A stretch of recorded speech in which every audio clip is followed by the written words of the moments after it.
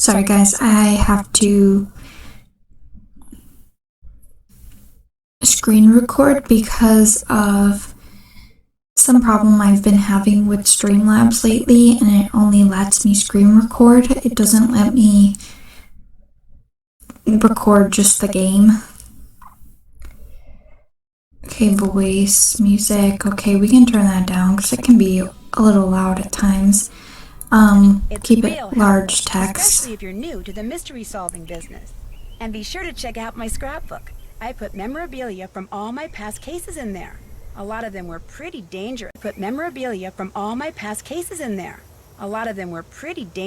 And at times really scary. But don't say anything about that to my dad, okay?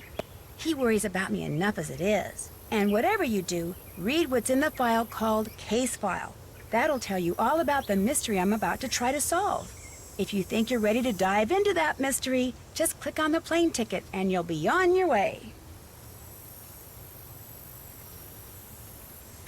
When Kyler Mallory called me from her home in London and asked me to be her maid of honor, I was a little reluctant.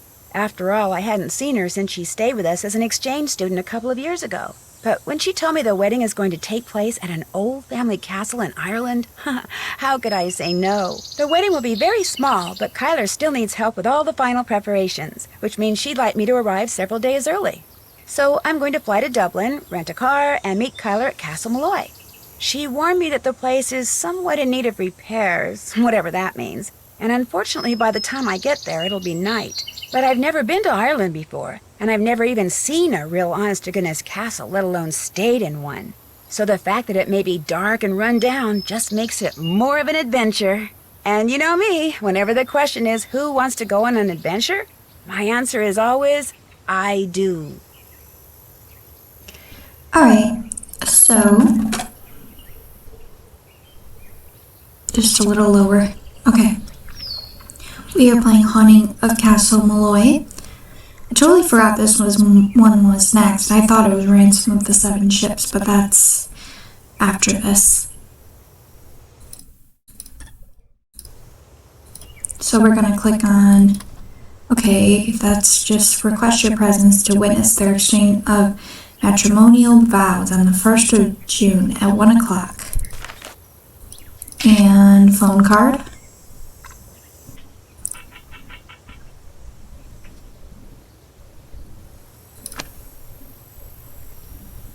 Senior.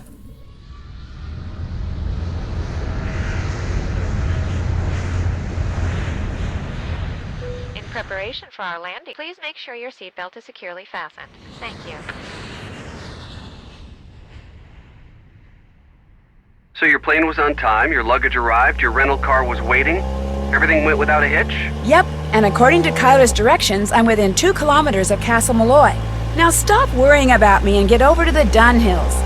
What time is it there? Around 2. The party just started. It's gonna go all day, so I've got plenty of time. Are you driving? Yes, Ned, I'm talking on my cell phone while I'm driving, but it's okay. There's absolutely no traffic. And I think I see the gates. I gotta go. Say hi to the Dunhills for me and have fun. Without you? Yeah, right. Take care, Nancy. Oh no!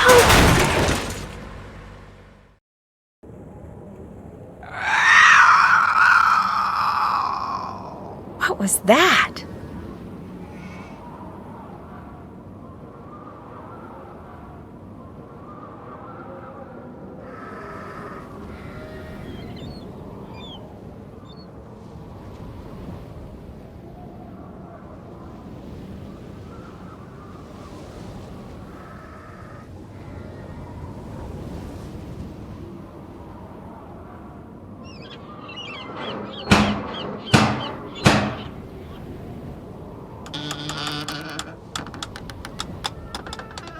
Oh, hello. I'm Nancy Drew. I'm here for the wedding.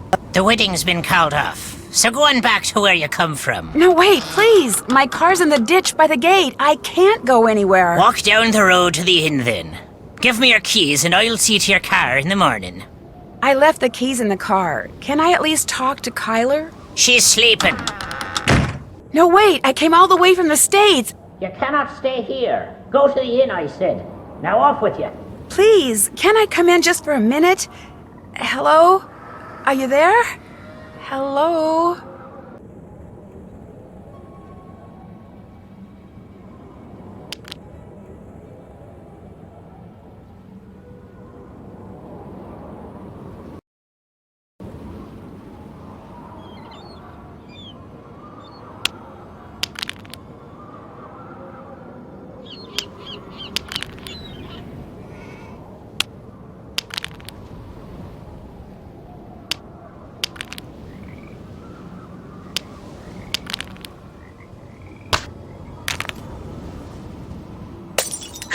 Uh-oh.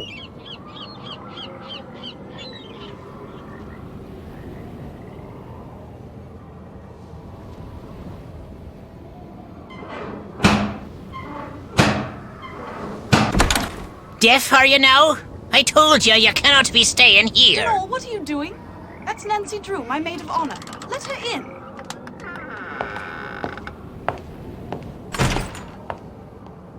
Matt's disappeared? How can somebody you came all the way out here with to marry just disappear? He hasn't disappeared for good.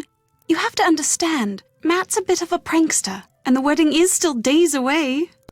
He disappeared as a prank? He adores getting people in a tizzy. I do think he's pushing the envelope this time, but he'll show up. Mind you, it may not be till I've started down the aisle, but he'll show, saying he just wanted to make this a wedding no one shall ever forget. Why did that man at the door tell me the wedding was off? That was the caretaker, Donald Delaney. Not Donald, mind you. There's no D at the end, so it's pronounced Donal. That's the way you're supposed to spell it, which is to say that's the way the Irish spell it. Proud of his heritage, huh? Indeed. Which would be tolerable if his love for the Irish wasn't accompanied by an abiding distaste for the British. Now, he rather likes me, but that's only because he considers me to be Irish, since I'm directly related to the man who used to own this place. When it comes to my British fiancé, Donald detests him, which is why he was so quick to tell you the wedding's off. He wants it to be off. He came right out and said, if I am to be married in Castle Malloy, it simply must be to an Irishman. Said my marrying a Brit would upset the fairy people, or whatever he calls them. Do you have any idea where Matt disappeared to? No, but I know he didn't go far. The fact is, sometimes I hear him. You know, his voice. It's very faint and muffled, but it sounds like he's calling to me, saying things I can't quite make out, teasing me, the lout. So I know he's somewhere close by. He'll be here for the wedding. I'd stake my life on it. Of course, I remember well your penchant for solving mysteries, so if you want to give this one a go, by all means do. You could start in the nursery. It's down the hall. That's where Matt had set up his cot and was spending most of his time. Find him, Nancy. Having my maid of honor ruin this silly vanishing trick of his would teach him a lesson he sorely needs. Someone ran out in front of my car on my way here and caused me to drive into a ditch. Are you all right? Me, I'm fine. My car and my cell phone, not so good. Where does Mr. Delaney live? All I know is he comes at dawn and leaves at sunset. I can't fathom what he does all day, but he always seems to be puttering away at something. When he's not working, he spends most of his time down the road at the Screaming Banshee Inn. How long has he been the caretaker? I don't know that either. A long time, I should imagine. Seeing as he more or less came with Grandpapa's estate, I should let him go. All he ever talks about are banshees and fairies and leprechauns. And he can be quite obstinate, as you saw at the door. But if Grandpapa saw fit to put up with him all those years, I suppose I can too. Does it bother you to be here all by yourself? Actually, Matt's best friend Kit Foley is here too. He set up a cot in the great hall downstairs. Is he from London too? He lives in London now, yes, but both his parents are Irish. You could practically hear Donal's ears perk up when he heard that. What are you doing in here, if you don't mind my asking? Reading. About myself, in a way. You see, until my grandpapa died and left me this place, not only did I have no idea that this castle existed, but I had no idea my real name was not Mallory, but Malloy. Apparently, Grandpapa changed his name 50 years ago, so no one would find out he was Irish. Why didn't he want people to find out he was Irish? I think it had something to do with his brother, Brendan, the man who owned this place and was living here when it exploded during World War II. He was rumored to have been a double agent, supposedly doing top-secret research for the Allies, but in truth passing his findings on to the Axis. Not exactly a brother you want people to know about. If the rumors were true. Anyway, ever since I found out I'm a Malloy, I can't stop reading about Ireland. So many different people have populated this country at one time or another. The Celts, the Druids, the Gaels. It's all quite fascinating. Have you come across anything in here that indicates whose side your great-uncle was really on? No, and if he was half as smart as he was reputed to be, I highly doubt I ever shall. He was quite the inventor, I do know that. Everything that remains in this place seems as if it's been tinkered with. Even his daughter's dollhouse, of all things. I'm gonna go play detective now. The 5 months I spent living with you, your dad, and Hannah. And Togo, of course. That was a very happy time for me, Nancy. I can't tell you how thrilled I am you're here. I get to see you again, and I get to see Ireland? I'm the one who's thrilled, believe me. Let me know if there's anything else I can do for you. I'm your maid of honor, remember? I haven't forgotten.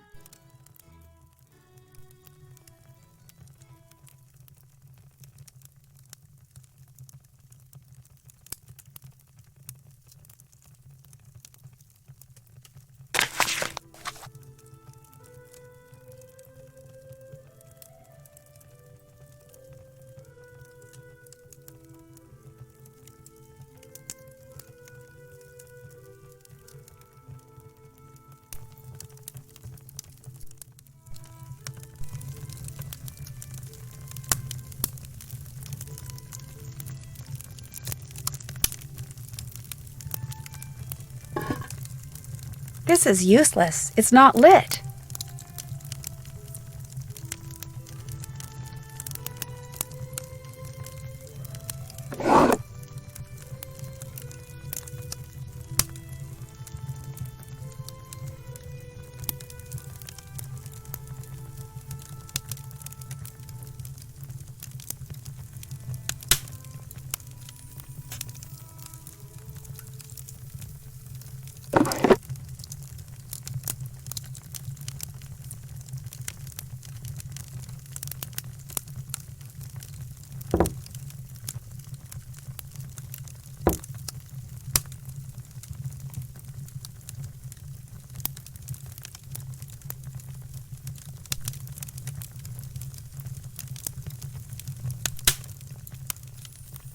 Whoa, that would have been quite a fall.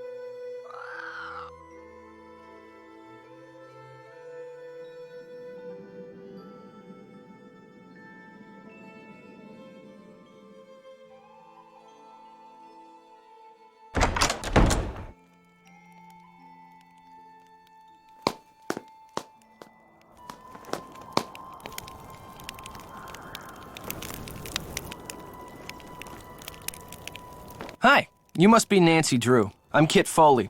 Ignore the eye if you can. Walked into a door the other day. Looks worse than it feels. I'm a bit surprised you're still here, given the circumstances. I'm not sure I fully understand the circumstances yet. That's because you've only heard Kyler's version of what's going on. Or worse, that daffy caretaker's version. Either way, it's unlikely you've heard the truth. The truth being... Matt isn't playing a practical joke, and he hasn't been kidnapped by fairies like Denal claims. He got cold feet and left. It's as simple as that. Have you told Kyler? No, I haven't got the heart. Or the guts. Take your pick. I mean, he loves Kyler, but she can be a handful. And he's no pushover either. Their relationship is so tempestuous, it scares him. She thinks once he makes a real commitment, everything will be fine. But he's not so sure. So he bailed. Without saying anything to her? I'm sure he'll contact her in another day or two. In the meantime, she's in a raging state of denial, and I, for one, don't see any harm in allowing her to stay that way. I seriously doubt he walked out on her for good. It's just that for Matt, marriage is way too much, way too soon. When or how did you realize that Matt had disappeared? Kyler and I went for a walk, came back, and the next thing I knew, Kyler was saying Matt was nowhere to be found. Did you help look for him? Kyler and I searched every inch of the place, inside and out, but it was the luggage that clinched it. When I checked the nursery and saw that Matt's suitcase and backpack were gone, it finally dawned on me that he had left and he wasn't coming back. Of course, by that time, Kyler had convinced herself that he was simply playing one of his practical jokes, and I couldn't bring myself to burst her bubble, so I didn't. How come you sound so American?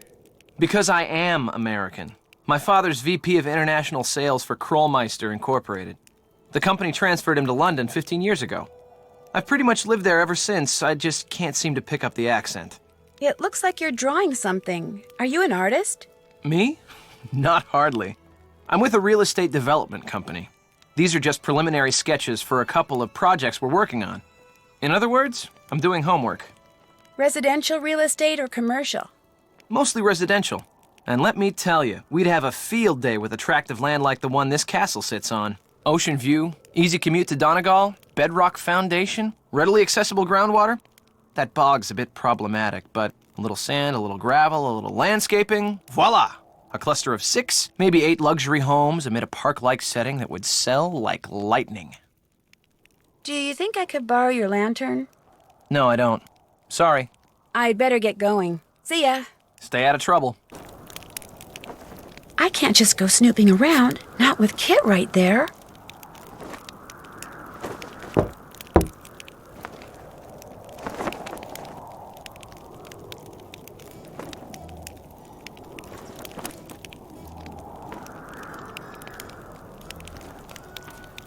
I shouldn't go messing with this without permission.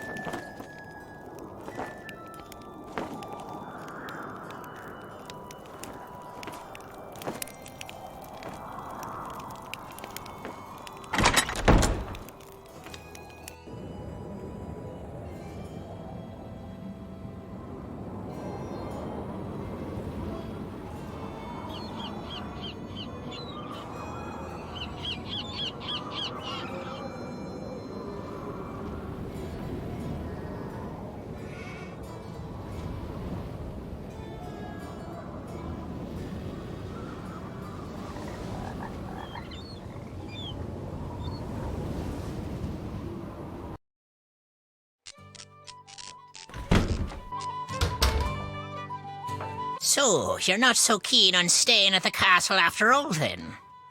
Kyler wants me to find Matt for her. Come to me for a bit of aid and advice, did you?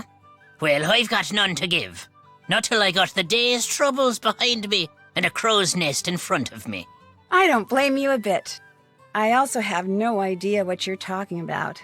The mix maid suddenly took ill, leaving poor Seamus on his own, running back and forth trying to mix and serve at the same time.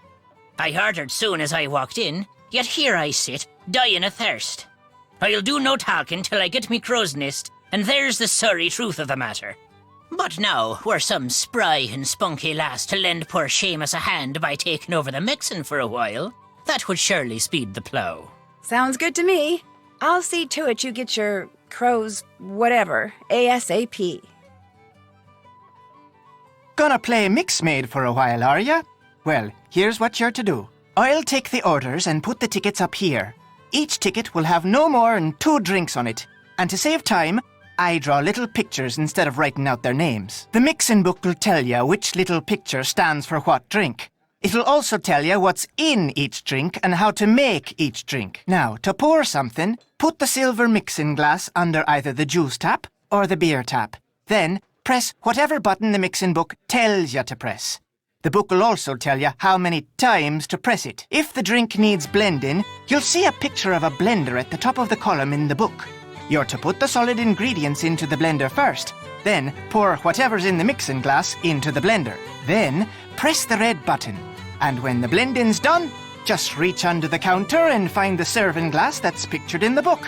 Put the serving glass on the grey mat and pour everything from the blender into the serving glass. If the drink doesn't need blending, just find the right serving glass, put it on the grey mat and pour everything you've poured into the mixing glass into the serving glass. Then, add anything else the book tells you to add, put the serving glass on the tray to the right of the ticket it goes to, and start fixing the next drink. Soon as you've made all the drinks on a ticket, ring the bell and I'll serve 'em up. Just remember, if the orders start coming thick and fast and the tickets start piling up, you're to make the drinks on the ticket closest to the bell first. Now, you'll be making no mistakes, I'm sure.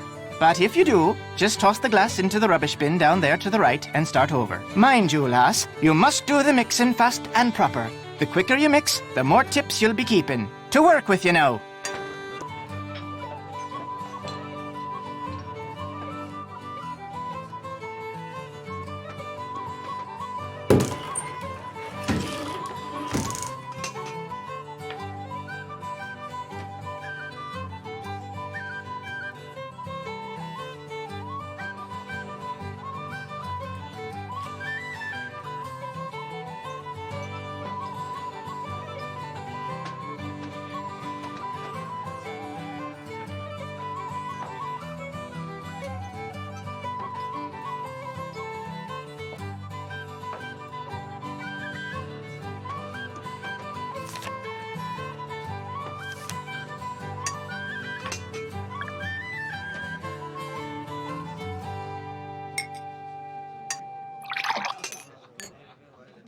You didn't make what they asked for.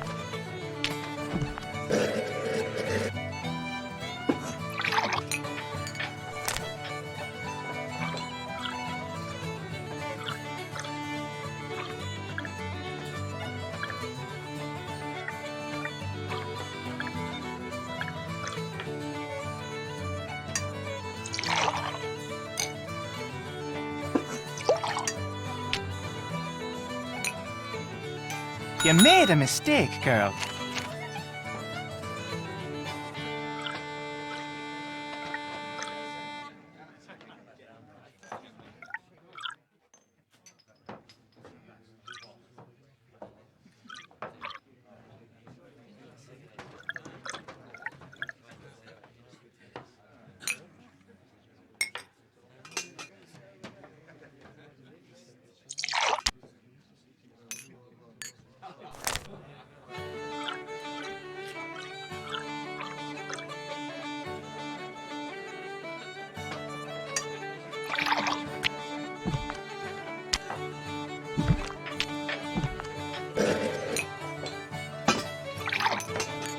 didn't make what they asked for.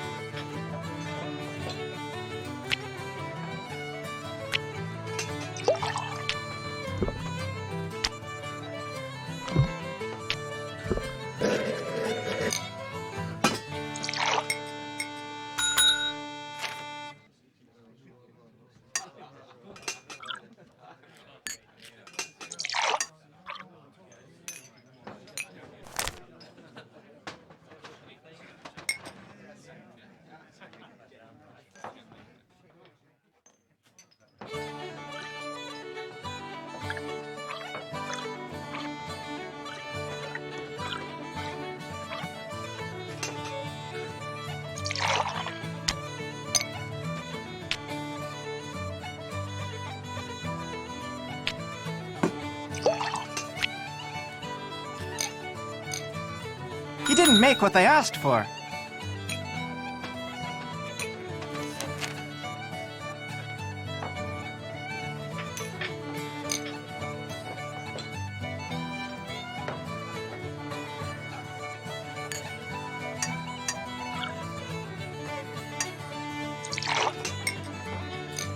You made a mistake, girl.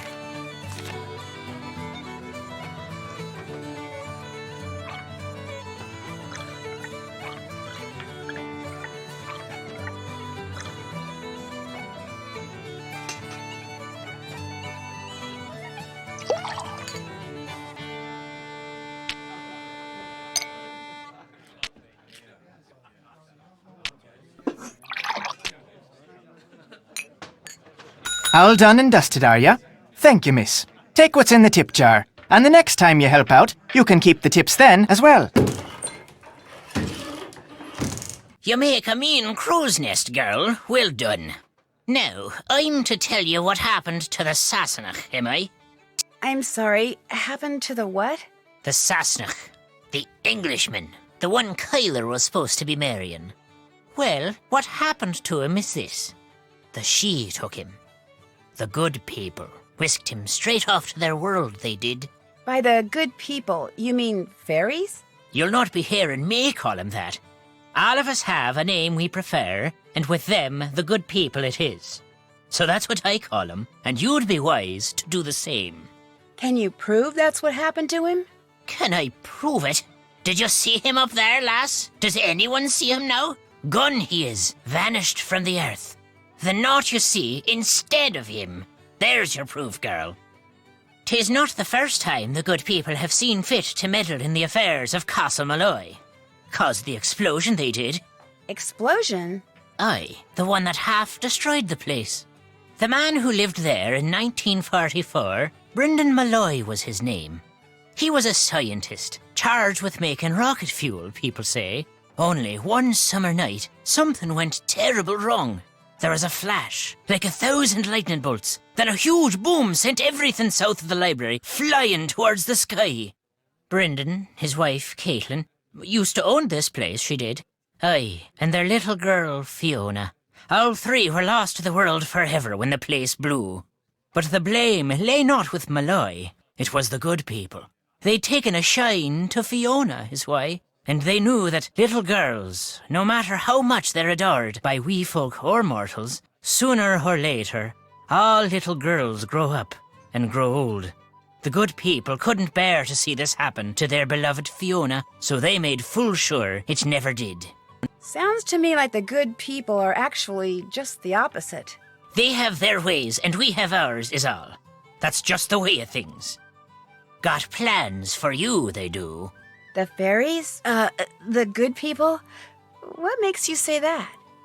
I meant to pocket your car keys for safekeeping on my way over here, but I couldn't find 'em. You mean my keys weren't in the car? Aye, that's exactly my meaning. Taken they were. The good people want you to be staying. Do you dislike all Englishmen as much as you dislike Matt Simmons? Or is he special somehow? I've little use for any Sassenach, but I took a disliking to this one soon as I laid eyes on him. Arrogant he was, cocky, disrespectful, foolish, always touching things he shouldn't, going places he didn't belong. Worse than a stray dog, that one was. What about his friend Kit? Aye, he may talk like a Yank and live like a Brit, but there's Irish in the lad.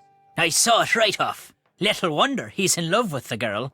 They'll make a fine pair. Whoa, wait a minute. Kit's not in love with Kyler. Blind, are you now? Loves her, he does indeed. He's all but wearing a sign saying so. He came to the wedding early to make sure there'd never be a wedding. Only the good people saw to that for him. Ah, the luck of the Irish. The name of this place. Just what exactly is a banshee? A woman, one of the good people, as alive as you and me, with wild hair almost as long as the tattered grey robe billowing up around her whenever she appears. Sometimes she takes on the form of a hooded crow, but it's the sound she makes, her terrible wailing, that strikes fear in the human heart. Because when a mortal hears the wail of a banshee, it means someone is about to die. I saw someone with long hair and a grey robe outside the castle tonight. Did you know? It ran across the road in front of me. That's why my car's in the ditch. Not till I was 54 did I see a banshee. To see one at your age, on your very first night in Ireland. A special lass you are indeed. What would a banshee be doing on a road at night? Waiting for you, sounds like. Just waiting for you. I should get back to the castle. Good night to you.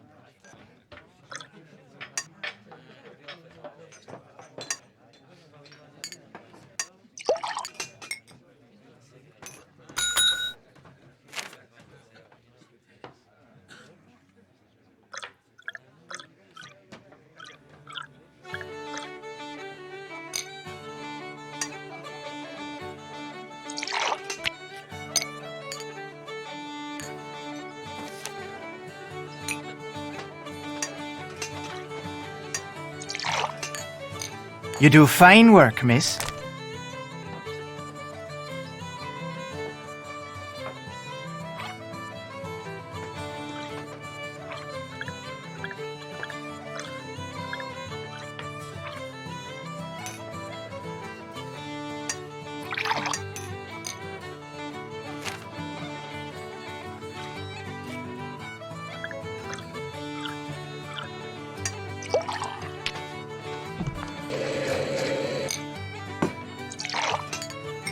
You do fine work, miss. What's on your mind then? Guess I'll go now. Good night to you.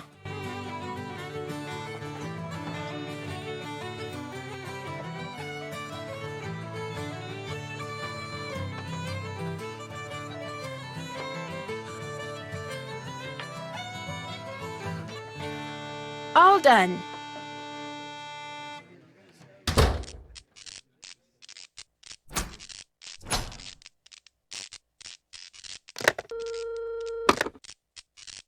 Phone card to the rescue.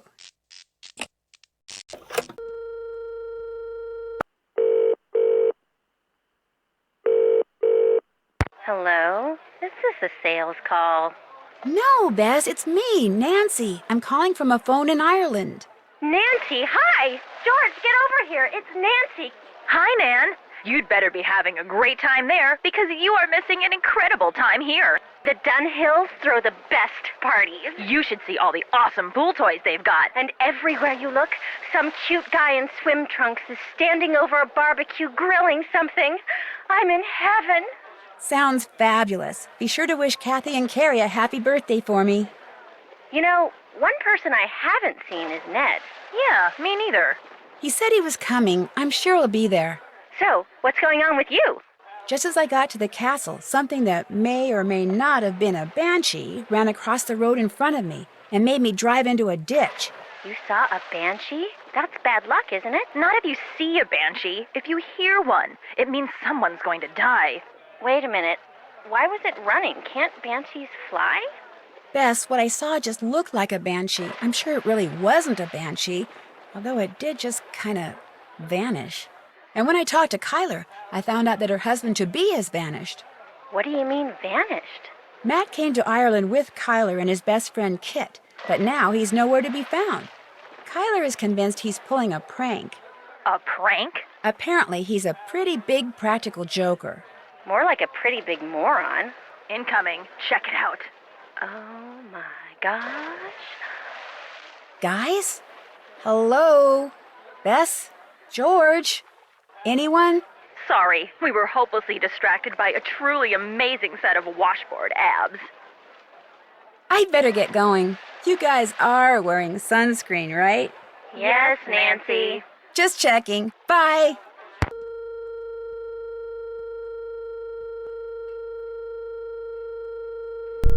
It seems uncharacteristic for George to also be freaking out over abs.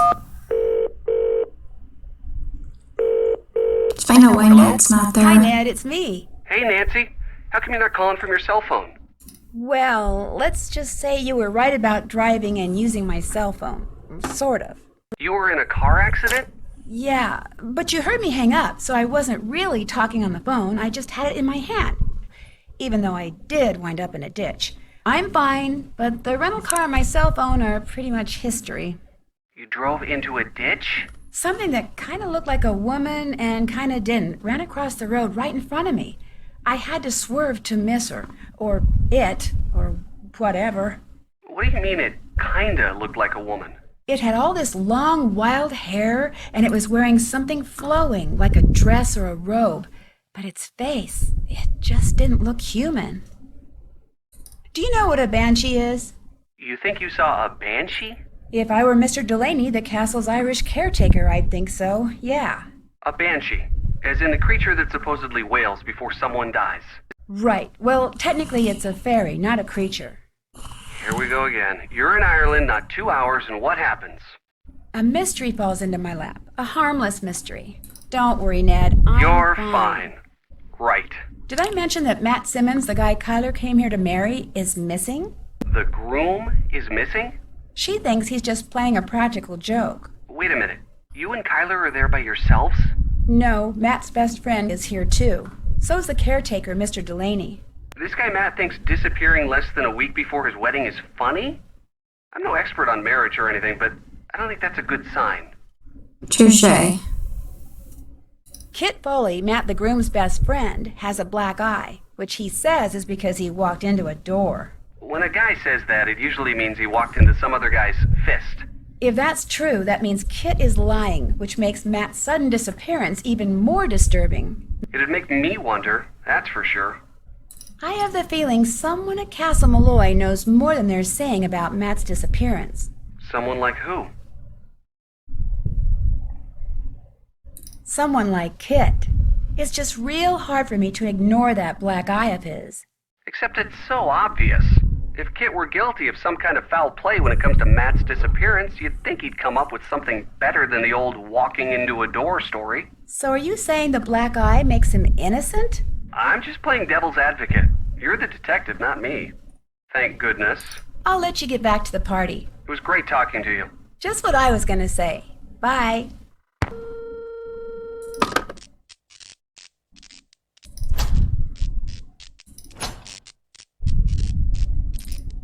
Oops. Right back to the castle.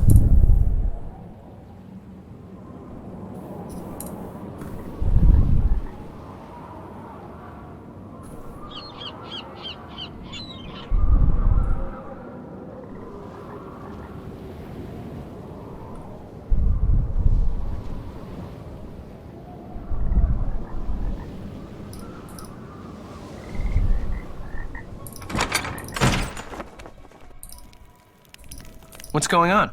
Time for me to scoot. Stay out of trouble.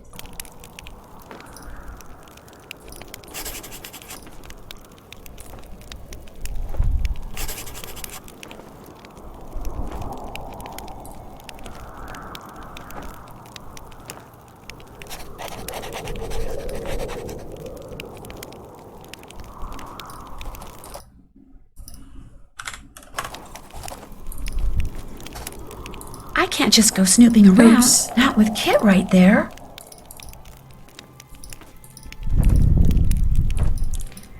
So...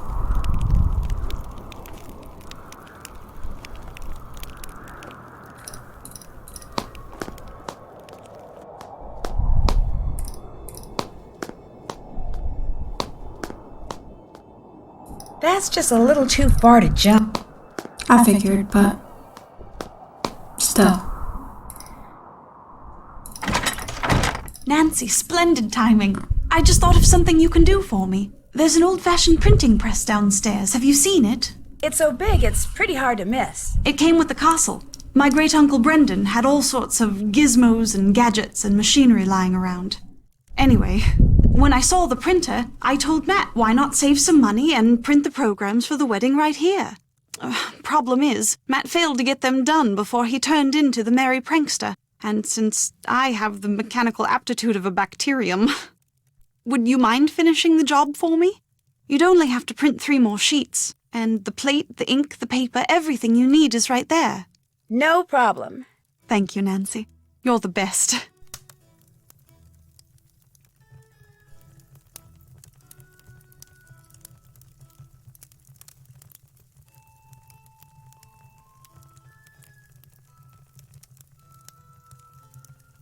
Okay, so it says the zodiac constellations. Illuminating the night sky, the zodiac was one of the first known celestial coordinate systems. Extending around 8 degrees on either side of the ecliptic, the sun's apparent path as viewed from Earth is the circular zone known as the zodiac. The zone was further divided into segments, each represented by one of the 12 signs. Seasons were marked by the setting and rising of these constellations against the position of the sun. Every year, the sun returns to nearly the same position on the ecliptic at the spring equinox. Due to the slight variance of approximately 1 degree every 72 years, known as the precession of the equinox, the astronomical zodiac no longer corresponds with the astrological zodiac. Hence, while Aries' reign is noted in astrology as March 21st to April 20th, the constellation itself is usually visible during Taurus's reign the following month. With the constellations divided equally by the equator at any given time, the zodiac glides across the night skies in both hemispheres. Whether used for astronomy or astrology, the zodiac will continue to inspire for millennia to come. Aries. As the first sign in the astrological zodiac, Aries is represented by a ram based on the Greek myth of Phrixus and Hell. I apologize. I do not know how to pronounce Greek names. The ram was sent to the children by Hermes to aid in the escape from their stepmother, Ino. The stars of the constellation can also be connected in an alternate way to show the ram running. Taurus the bull, also contains one of the most recognizable open star clusters in astronomy. The or the Seven Sisters. In Greek mythology, Zeus used the disguise of a bull to attract the fair maiden, Europa. Gemini, the twins known as Castor and Pollux, are uniquely represented not only by a constellation but also the stars Castor and Pollux which can be seen as the heads of the brothers in the celestial skies. Cancer, one of the smaller and fainter constellations. Cancer is known as the crab, though many find the animal's representation difficult to see in the stars. The crab nonetheless resides as an essential member of the zodiac. Leo was recognized across cultures as a representation of the king of the beasts. Egyptians, Babylonians, Sumerians, Greeks, and others all name this constellation the lion. Virgo. Spanning across the skies, Virgo is the largest of the zodiac and the second largest constellation. Known as the Maiden or the Virgin, Virgo has been associated with numerous goddesses. Libra. The only zodiac that is not a representation of an animate object, Libra, is known as the scales of balance. It was originally a part of Scorpius before being categorized as a separate constellation. Scorpius, easily recognizable as a scorpion. This constellation is better known as Scorpio in astrology. With a short period of time when the sun is in its path, Scorpius makes a brief appearance in the astronomical zodiac. Sagittarius, represented as a centaur. Sagittarius also contains numerous star clusters and nebulae.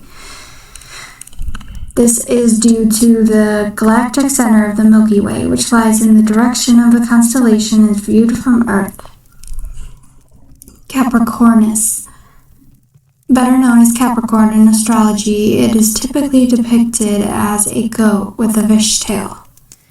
The Tropic of Capricorn, the southernmost latitude where the sun can appear directly overhead at noon, was so named due to the sun's entering the constellation at winter solstice.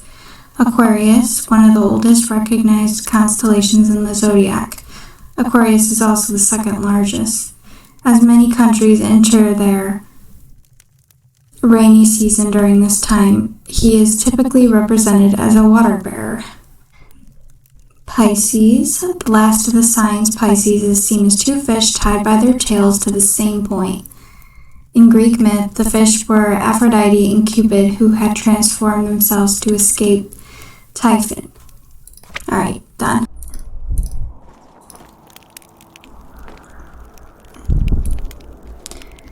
Alright, so I switched to Junior Detective because Senior Detective was getting on my nerves with the ring puzzle.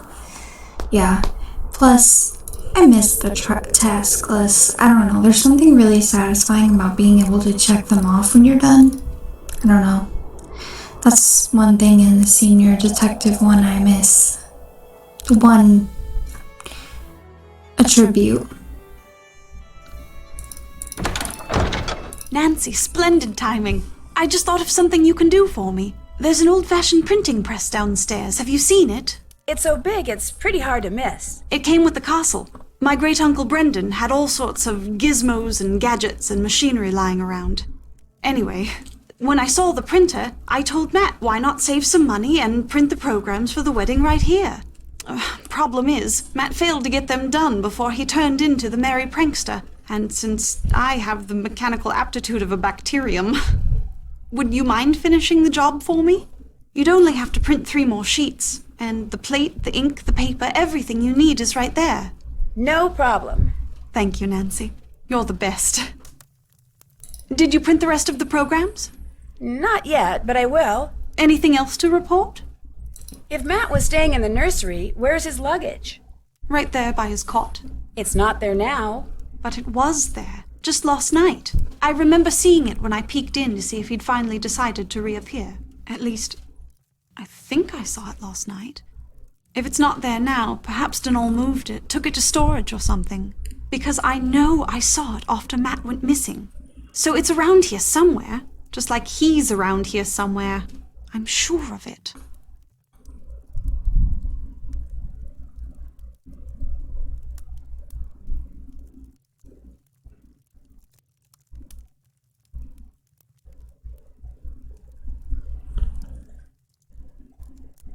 Did you know when you decided to hold your wedding here that half the place is pretty much rubble? Oh, yes. Mind you, I didn't even know that Castle Malloy existed until Grandpapa died and I was notified that I'd inherited it. At which point the executor of his estate sent me pictures and assured me that despite its appearance, it was in fact habitable. I'd better get to work. As soon as you find out anything, let me know.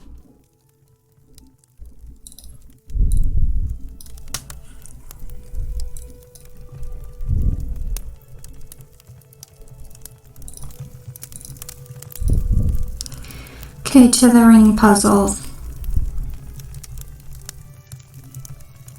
Should be better on Junior Detective.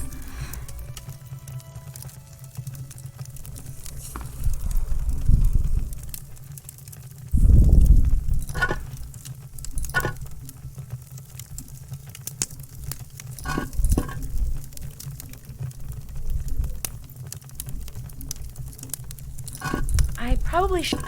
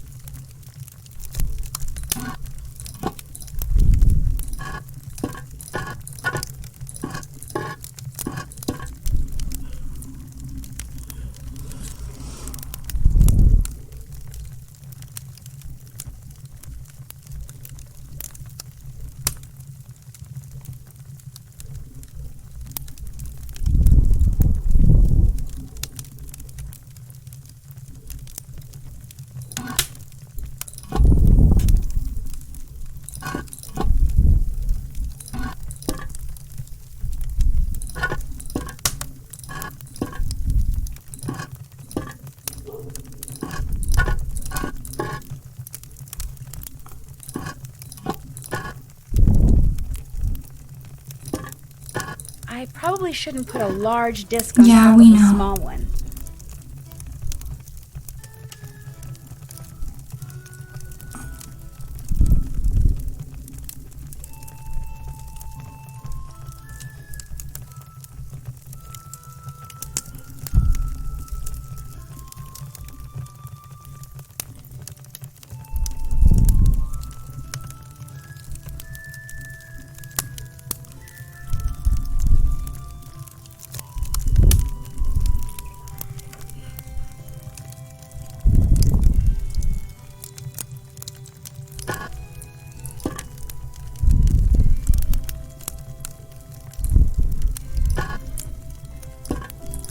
I probably... I don't know why I keep saying that. I know why I keep saying that, but this guide.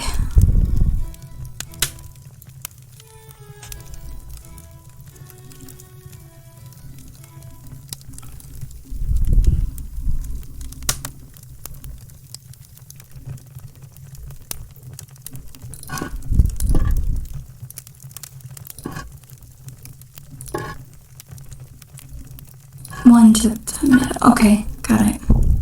3 to the right.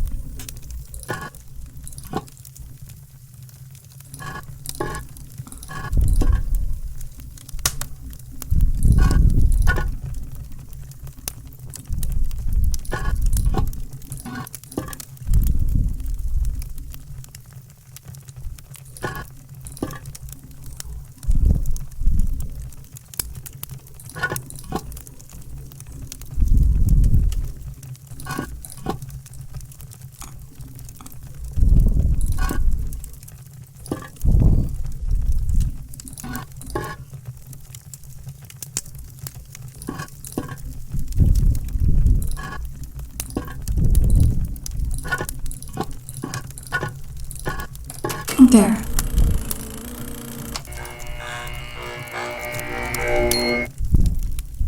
This'll come in handy.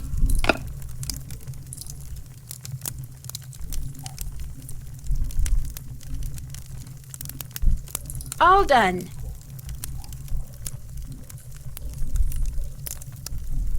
I haven't done that.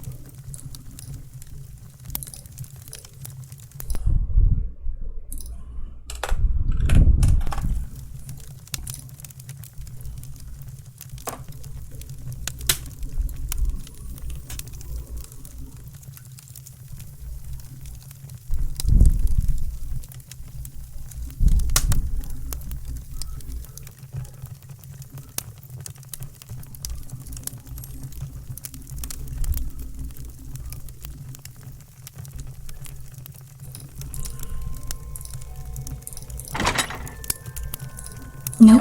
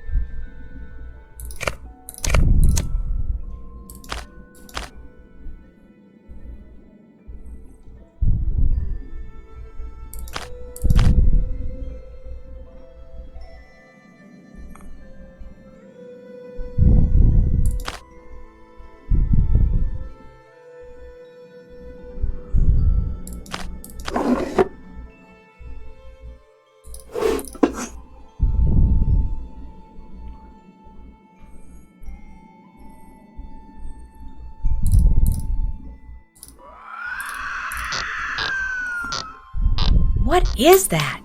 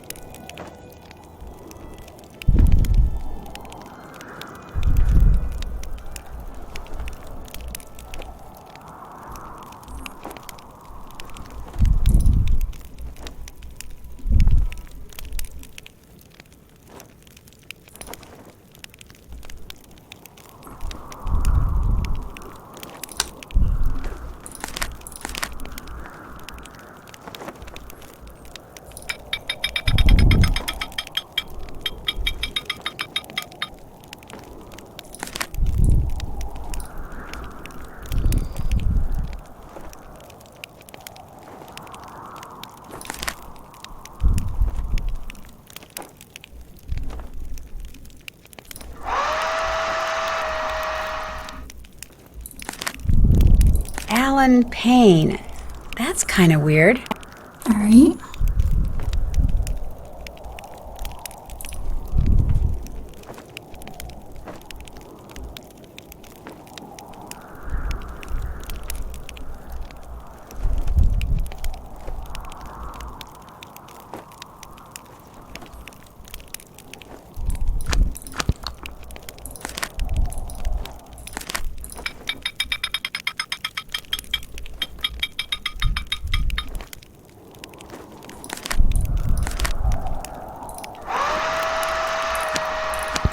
I can only print one at a time. I should finish what I just printed before I take more paper.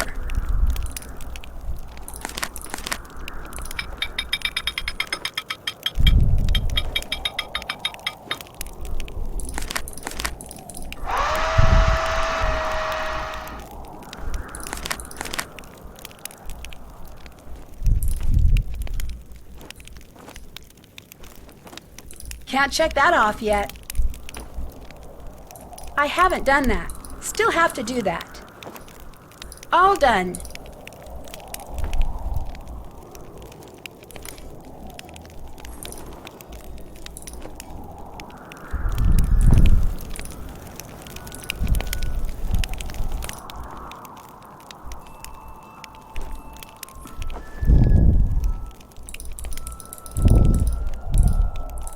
What's going on? If you and Matt are best friends, how come he didn't make you his best man? Matt felt like it would be a good move for him politically if he asked this guy he knows from work, Alan Payne, to be his best man, and I said fine, don't worry about it. No big deal. Time for me to scoot. See ya.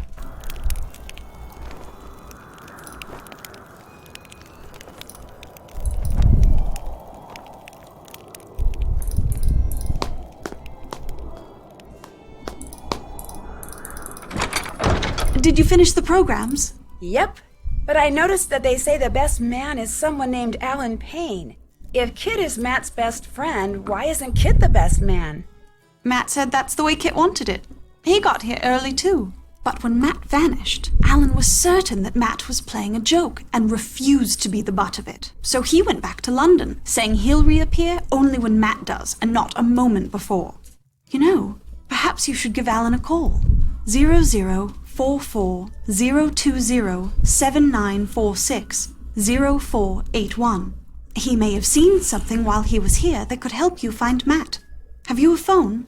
Not one that works. You'll have to use the phone down the road at the inn. My cell phone gets absolutely no reception here. I found these glasses in the fireplace in the nursery. Those are Matt's. You found them in the fireplace? Did you look there when you were searching for Matt? Of course not. Why would we look in the fireplace? Matt never, ever took his glasses off. Mostly because without them, he can't see 2 feet in front of him. Why was he staying in the nursery? Why didn't he stay downstairs with Kit? Because Donal said the nursery was haunted, that's why. Naturally, once he heard that, Matt refused to sleep anywhere else but the nursery. The stubborn twit. Oh, Nancy, maybe he truly is in trouble. Let me do some more looking around before we jump to any conclusions. The glasses could still just be part of an elaborate practical joke. You're absolutely right. Please find him, Nancy. I do so want to strangle him. I'd better get to work. Good luck.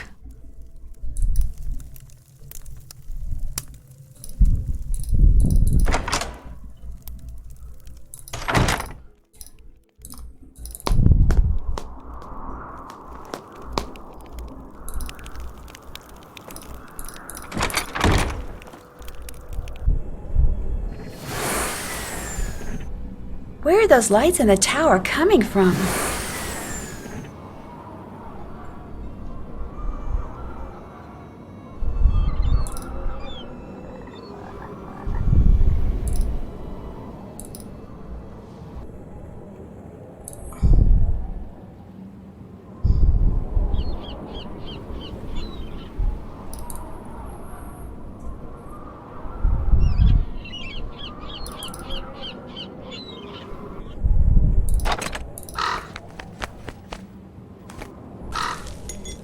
Wonder what that crow's doing in there. Ah!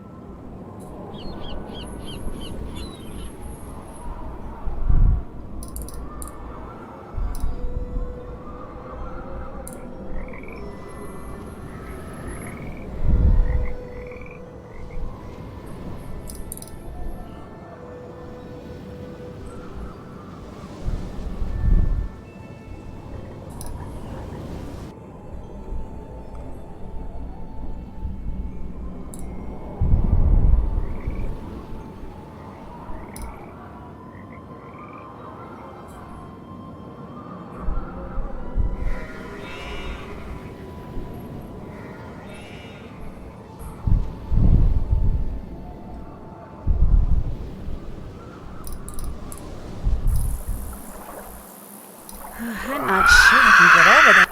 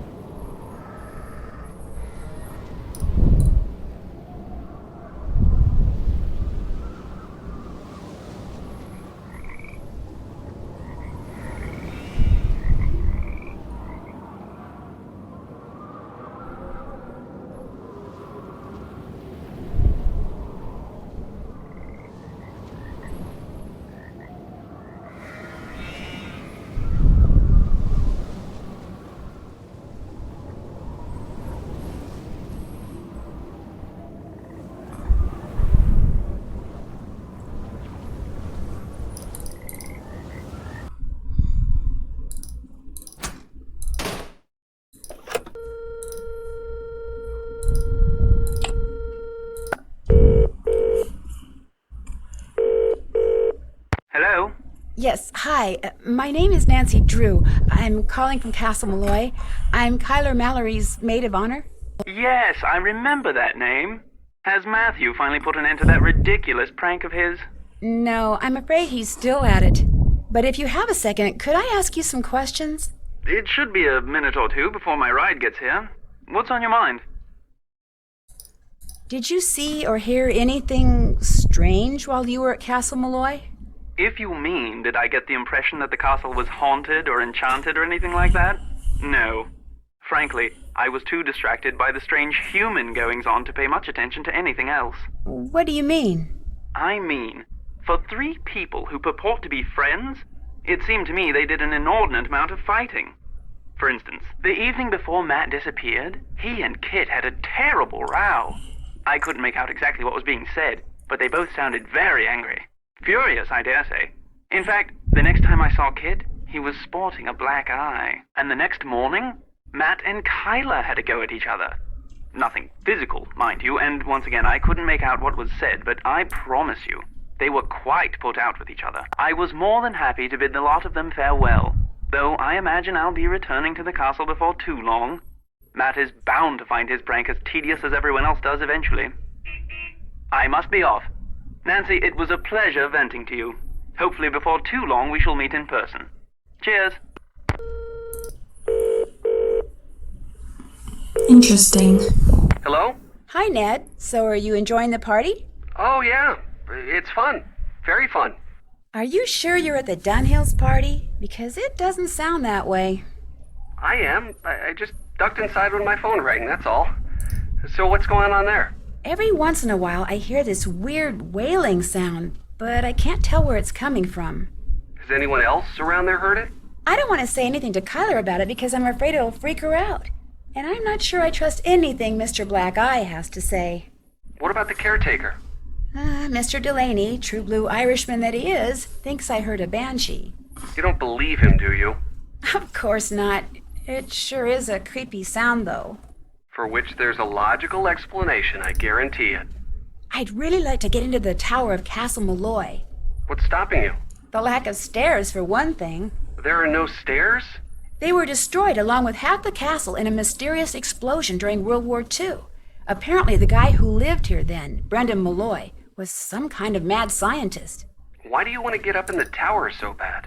I saw some strange lights coming from inside it. I can't help but think it might have been Matt. Why would he be up in a tower? Maybe that's where he's hiding out. You just said there's no way to get in. I know, but maybe... He learned how to fly. You're not helping, Ned. Sorry, Nancy. I found Matt's broken glasses in the fireplace of the room he was staying in. What would somebody's glasses be doing in a fireplace? What's really disturbing is Kyler says Matt is pretty much blind without his glasses. I didn't admit it to Kyler, but I'm getting worried. Relax. Because you know what? If I wore glasses and if I were into playing practical jokes on people, I'd do just that. I'd break them and leave them someplace really weird just to freak out whoever finds them. You're probably right. But why don't you give that fireplace a real good look, just in case? I think I may need a hint. Might I suggest you consult someone who's much closer to the goings-on there in the castle than I am? Someone like... That fortune teller in the Great Hall. You're kidding me. Nope. Madame Isabel knows all. I'll call you again, okay? Just be careful over there. I will. Talk to you soon.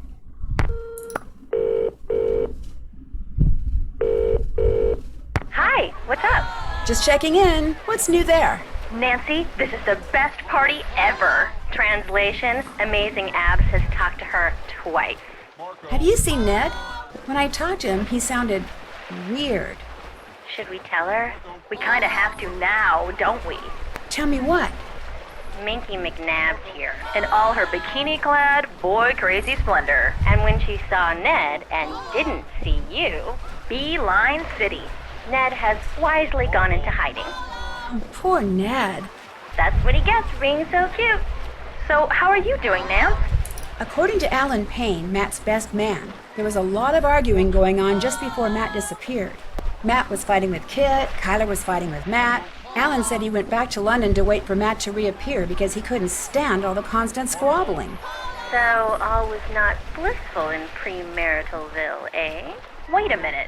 If Kit is Matt's best friend, why isn't he his best man? Good question. Unfortunately, the person most qualified to answer it has disappeared. Did I tell you that Kit Foley has a black eye? Why am I not surprised? I found a draft of the vows Kyler is planning to say at her wedding. Oh, custom-written vows are so sweet.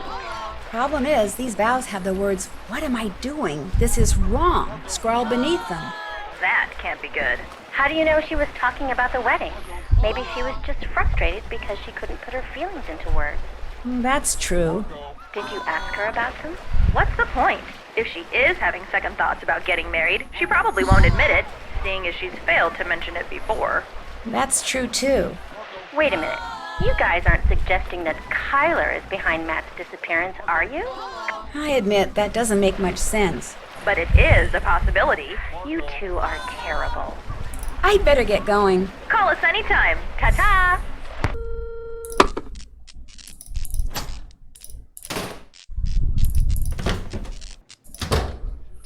What's on your mind, then? Sometimes I hear this strange kind of wailing sound when I'm in the castle. Have you ever heard it? These ears don't work so well now. Even the pattern of rain is beginning to slip by 'em. But the situation being what it is, by my reckon, a banshee, you heard. You mean someone in the castle is going to die? Aye. Someone as in Matt? How they know what they know, and why they do what they do, are mysteries far beyond mortal solution. But be assured, lass, someone at Castle Malloy is doomed. I'll let you drink your crow's nest in peace. Fine with me.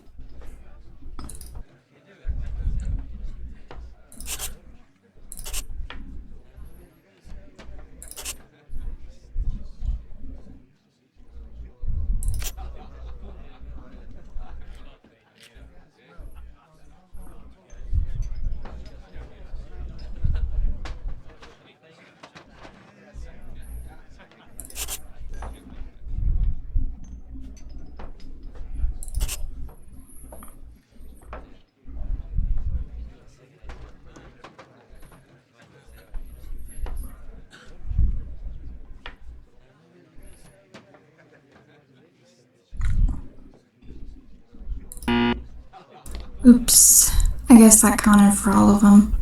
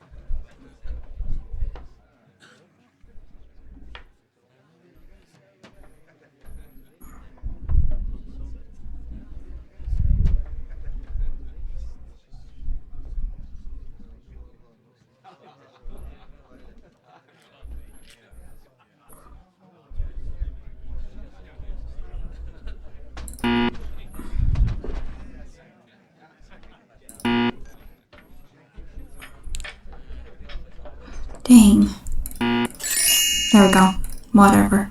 Didn't notice that.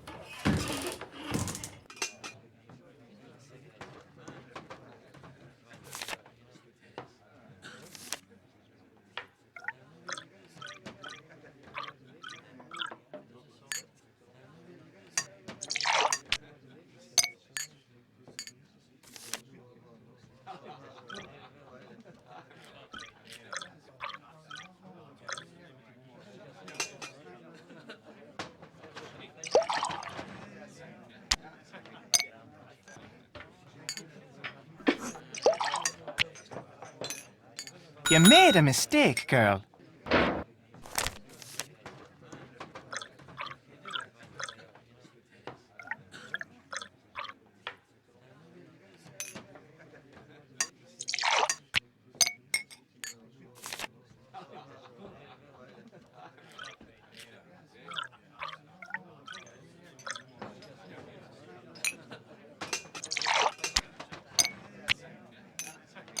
Ah, not a moment too soon.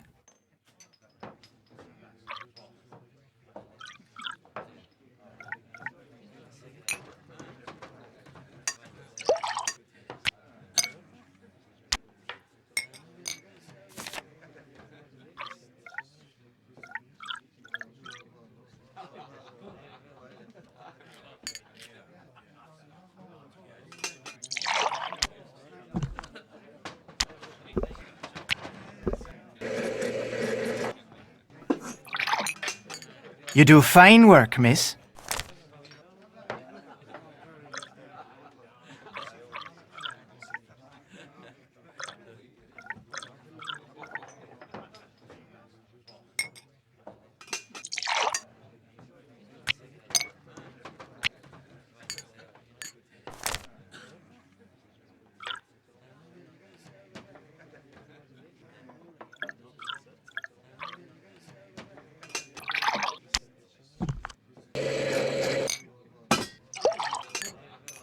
You do fine work, miss.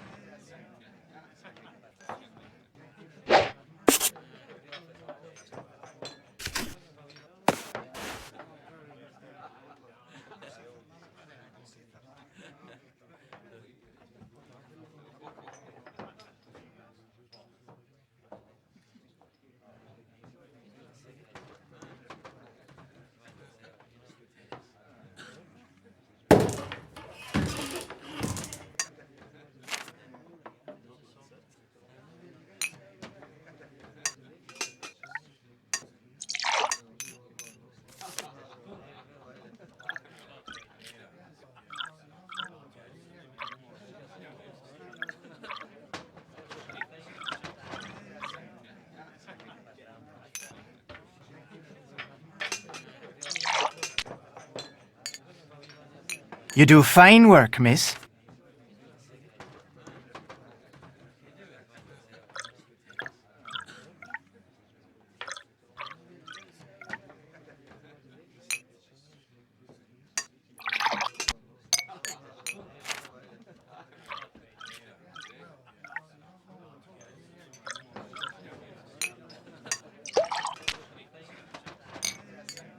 You do fine work, miss.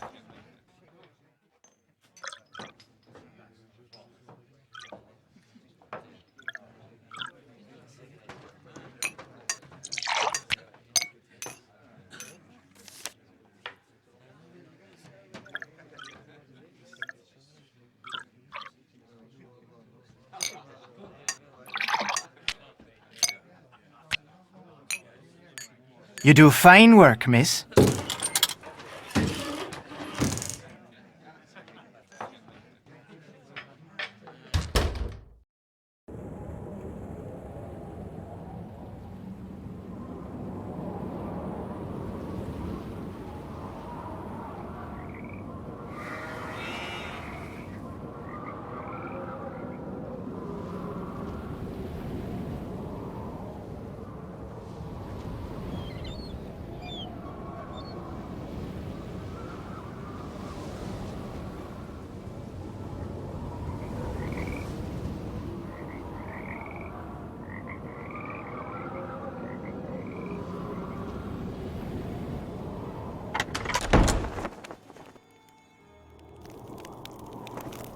How's it going? Alan Payne told me he overheard you and Matt arguing the day before Matt disappeared. And pretty much right before you walked into that door. What were you doing talking to Alan Payne? I thought he might know something that could help us find Matt. I told you, Matt bailed. He doesn't want to be found. Look, like I said, Alan Payne doesn't really know Matt or me that well, okay? The fact is, he misunderstood what he heard. Matt and I have been friends for more than 12 years. We were just fooling around. Fooling around? You ended up with a black eye. I told you that was an accident. I'm clumsy. What were you two talking about? I forget. That's how inconsequential it was. Hey, I just remembered. Carla wants me to do the seating chart for the wedding dinner. Like I said, I can't bring myself to tell her there's not going to be a wedding. Anyway, I need to get to work on it, so you're gonna have to excuse me. Of course, you could always give it a shot. You just have to figure out where each guest should sit by taking into account their needs and preferences. What do you say?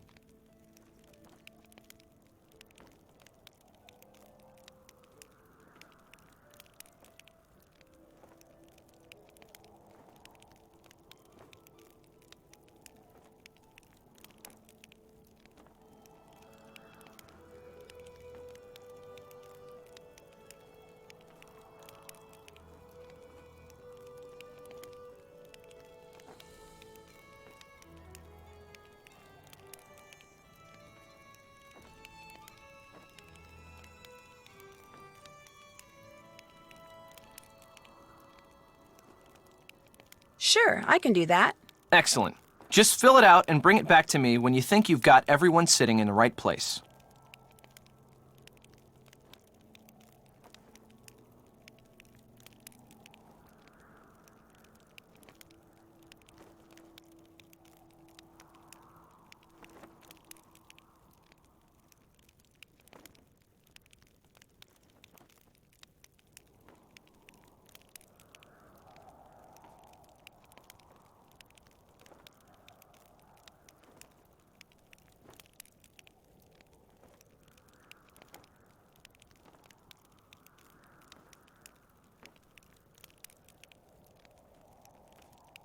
Because unless and until it gets done, afraid I'm going to be pretty much incommunicado.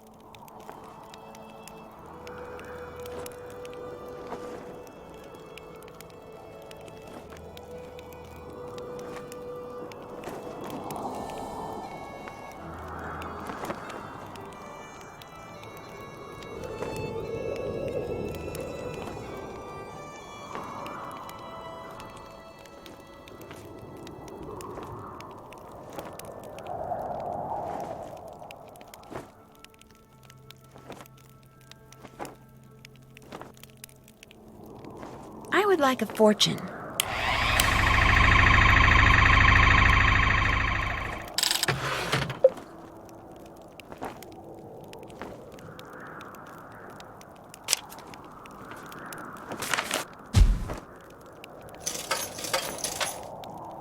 I would like a fortune.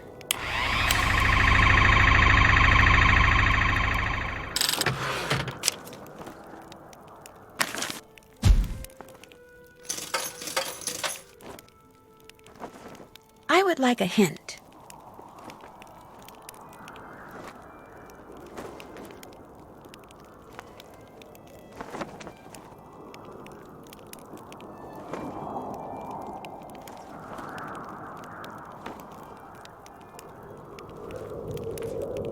I would like a fortune.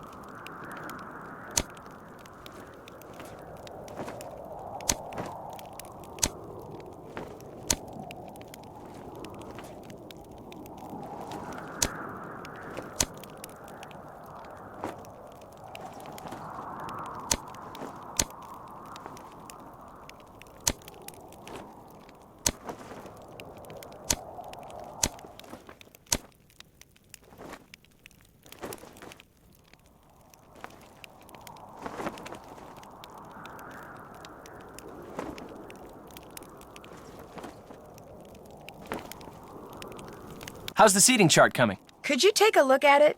You bet. This looks great. Wow, you did it. I'm impressed. So now we can talk. Yeah, now we can talk. Oh, hey, actually, you might want to take a look at this first. I found it on the floor in Matt's room when I was looking for him. What is it? Frankly, it didn't make a lot of sense to me. But maybe it will to you. Take it. If anybody can figure out what Matt was doing with it, you can, I'm sure. Good luck.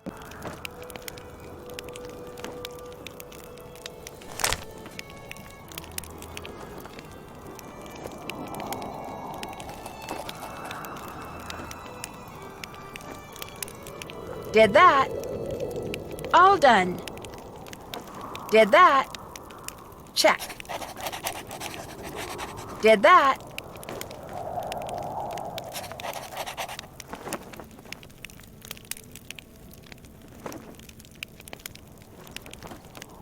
Did that. Did that. Still have to do that. Check.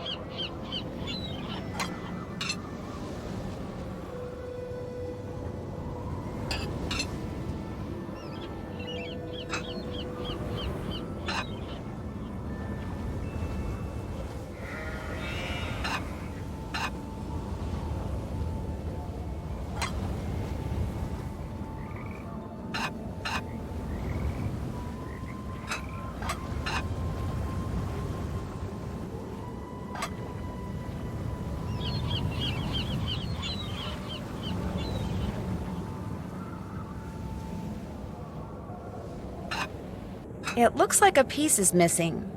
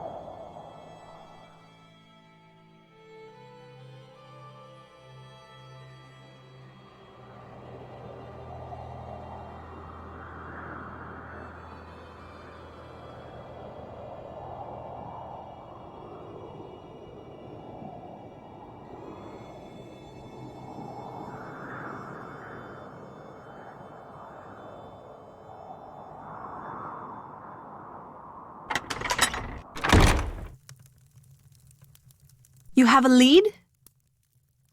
I'm pretty sure whoever caused me to swerve off the road dropped this. Looks like some kind of homemade doll. The clothes. It looks like Matt. And that's his ring. What did the person who dropped this look like? I didn't really get a good look. It was dark and I was distracted and it moved so fast. Frankly, I'm not even sure if what I saw was a person. Denal, the caretaker. When we realized Matt was gone, straight away Denal claimed Matt had been kidnapped by fairies, which is of course utterly ridiculous. It was probably Matt himself you saw, tricked out in some costume and leaving that doll behind just to confound us. Well, I do hope he's enjoying himself, because as soon as we're married, that will be that. No more practical jokes. Ever.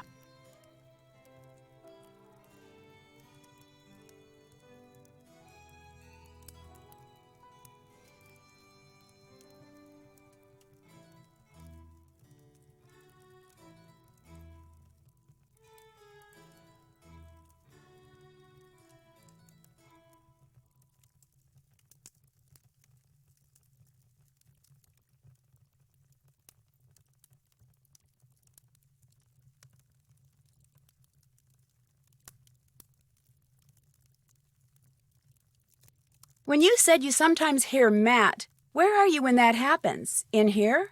In here, in the nursery, sometimes outside. His voice is always very muffled and very, very faint, so I can never tell where it's coming from or what he's saying. But it's Matt, I'm sure of it.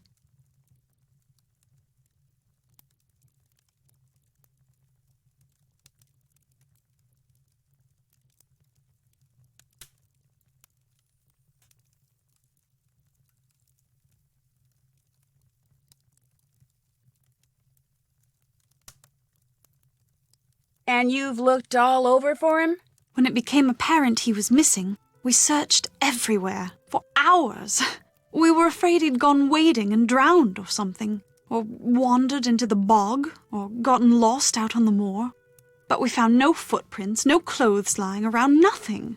So when I heard his voice, it dawned on me he was playing one of his outlandish pranks. I was furious with him, but truth be told, it was also a bit of a relief.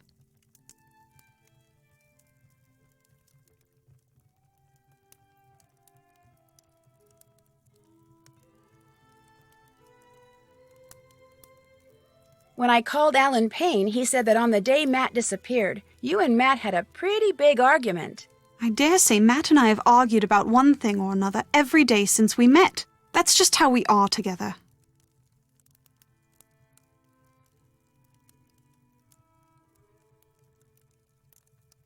Can you remember what you were arguing about?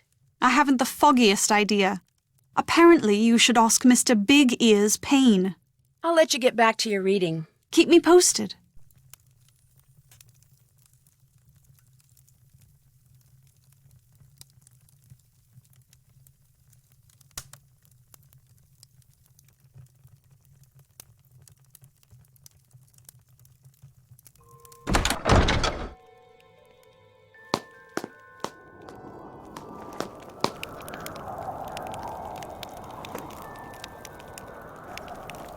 What's going on?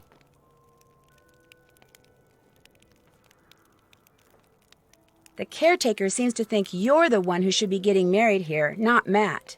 Yeah, well, in case you haven't noticed, that guy's got several screws loose. I just happened to mention that 3 out of my 4 grandparents were born in Ireland, and now whenever he sees me, he gets this weird look in his eye. But you don't think he had anything to do with Matt's disappearance? No. I mean, I'm not gonna lie. He and Matt did not get along. They were always at each other's throats, arguing about the stupidest things. Even those leprechaun gnome things out in the garden. Donal had a fit one day when he saw Matt messing with them. And when Matt announced he was going to stay in the haunted nursery, I thought the guy was going to burst a blood vessel, he turned so red. But Matt disappeared on his own, not because of anything Donal did. I mean, the old coot's not that crazy. Is he?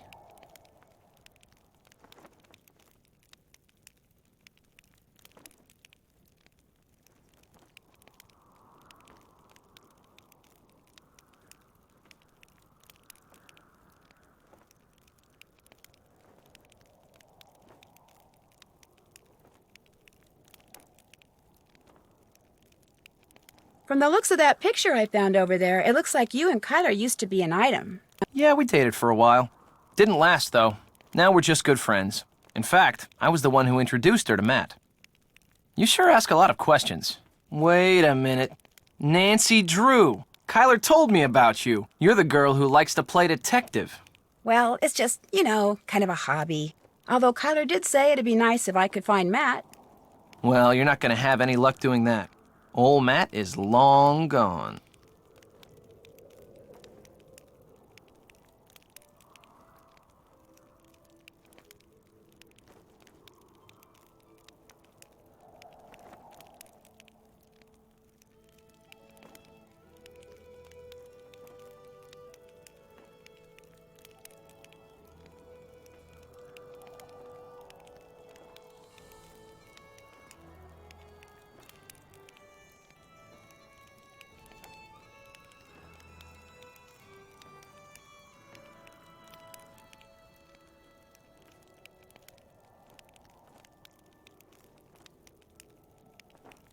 Kyler says sometimes she hears Matt's voice, only it's very faint and muffled. Do you ever hear him? No. Man, Kyler must be losing it or something, because I'm telling you, Matt is not here. Have you ever been up in the tower? Uh-uh. You saw the stairs, or what's left of them. There's no way to get up there. I could have sworn I saw lights coming from it. Perhaps it was the good people come a-calling on their good friend Donal. Or maybe it was just reflected moonlight or something. So if you're thinking Matt's up there, forget it. Ain't no way. That discussion you had with Matt? Come on, really. What was it about? It was about Kyler. I was asking Matt whether he had truly thought through what being married to her was going to be like. The more questions I asked, the more nerves I struck, and the more uncomfortable and angry he became, until finally, He gave you that shiner. he stomped upstairs to the nursery. Next day, he disappeared. Obviously, the things I said got to him. So if I seem a little guilty to you, it's because I am guilty. It's my fault that Matt walked out on Kyler. Simple as that. Good talking to you. See ya.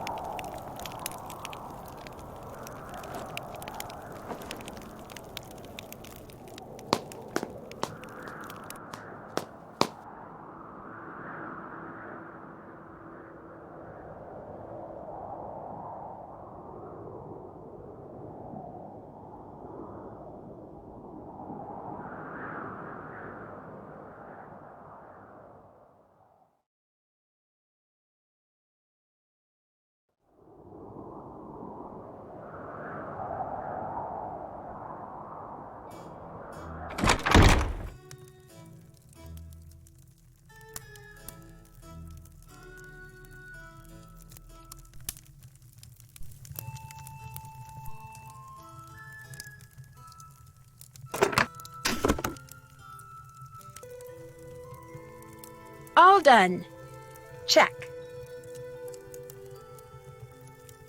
I haven't done that. Still have to do that. I haven't done that.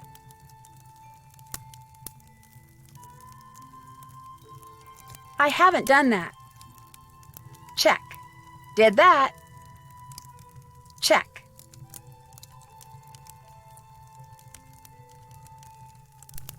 You have a lead? I'll catch you later. Good luck.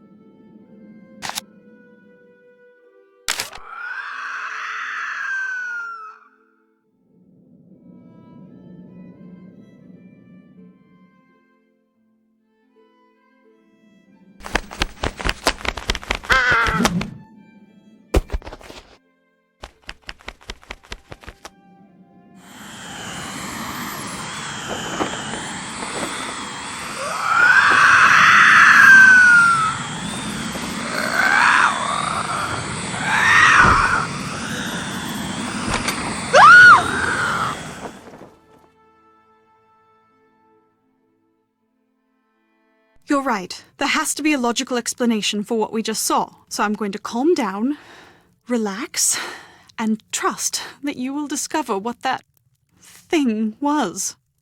You are going to figure it out, aren't you, Nancy? I promise.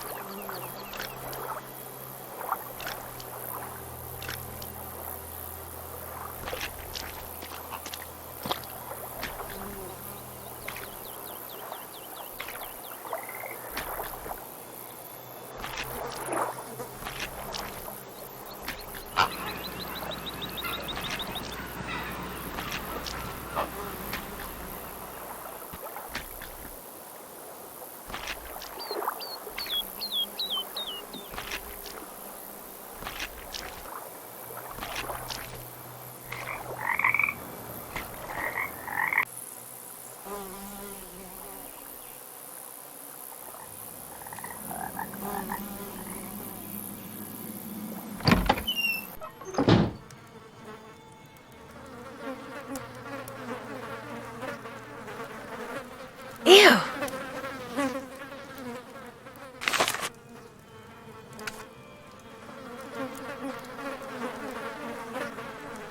Looks like I need a key.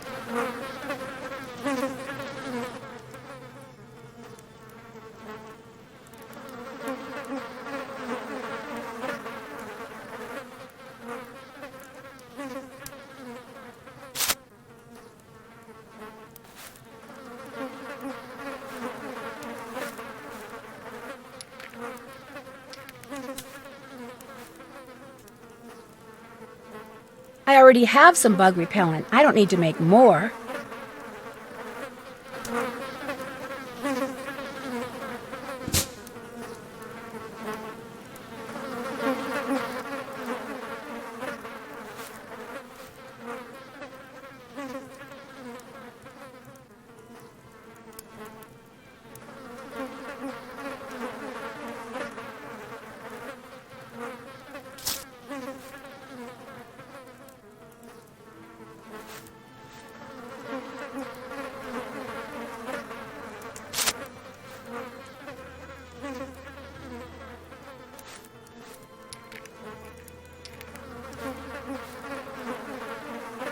I already have some bug repellent. I don't need to make more.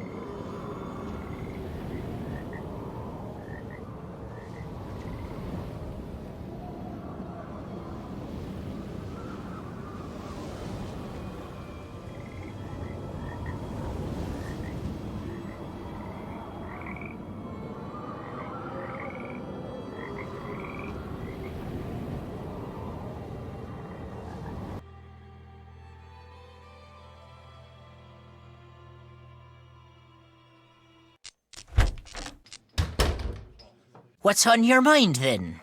Have you ever been to the other side of the bog? Do I look daft to you now? There's no walking across the bog. Once you fall in, there's no getting out. When I was your age, younger even, there was talk of an old gypsy woman who kept house in the bog, living all by herself, crazy as could be. But a tall tale is all it was. You stay clear of that bog, girl. There be no crossing it. Not if you're fond of living. Guess I'll go now. Fine with me.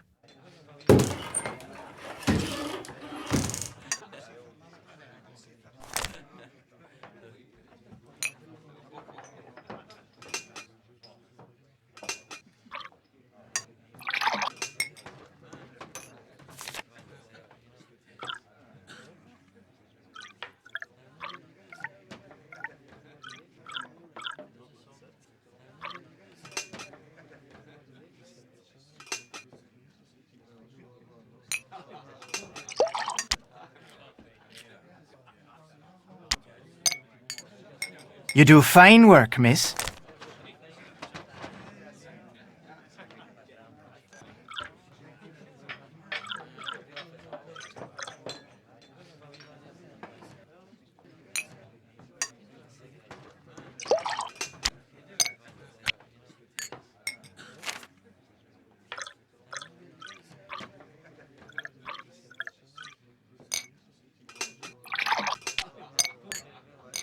You do fine work, miss.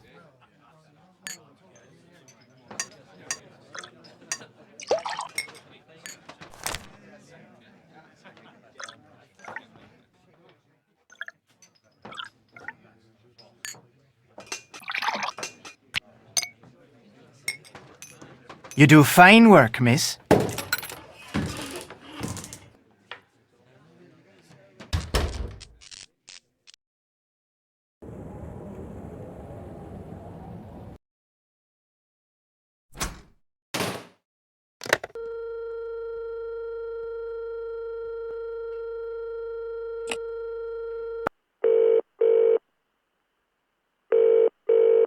Hey, Nance, what's going on? My cell phone bit the dust when I drove into the ditch, so I'm calling from the payphone of this quaint little country inn. Quaint as in charming, or quaint as in a borderline health hazard? Quaint is in a place where people go to play games like darts and relax over their favorite combination of fruit juices. And the inn is more or less part of Castle Malloy. How do you figure? The last woman to live there, Caitlin Malloy, used to own the place. And Mr. Delaney, the castle's caretaker, hangs out here, which is good because I needed to talk to him. About what? I promised Kyler I'd find Matt. I figured Mr. Delaney might know something that could help me. And did he? He says Matt was kidnapped by fairies. I'll bet you were thrilled to hear that. Whoever ran out in front of my car dropped a handmade doll that looks like the missing groom. A handmade doll? That's kind of freaky. Dolls are freaky, period. Who around there would be making dolls? Kyler thinks I saw Matt, and the doll was just part of the practical joke he's playing. Let me see if I got this straight. The guy thinks disappearing less than a week before his wedding, causing cars to run off the road, and making creepy dolls is funny? Not exactly best Marvin marriage material, is he? I'd better get going. Don't be a stranger. Bye, Nancy.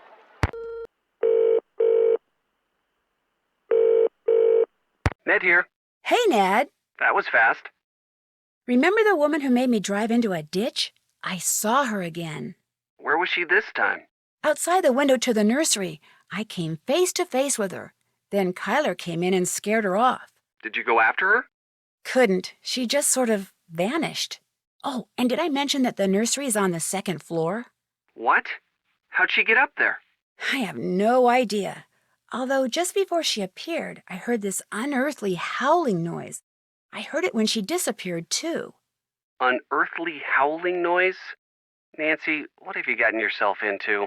I'm fine, Ned. What did this woman look like? Very old and disheveled. Scary looking, with long, wild hair, and this crazy look in her eyes. You're pretty much describing a banshee, you know. I don't think banshees live in houses, and I'm pretty sure this lady does. What makes you say that? I found a hut on the other side of the bog. I have the feeling it's where she lives. There's a bed in it, as well as all sorts of weird things.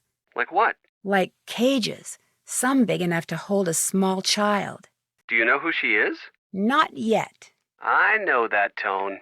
It means it's just a matter of time. That's it for now. It was great talking to you. Just what I was going to say. Bye.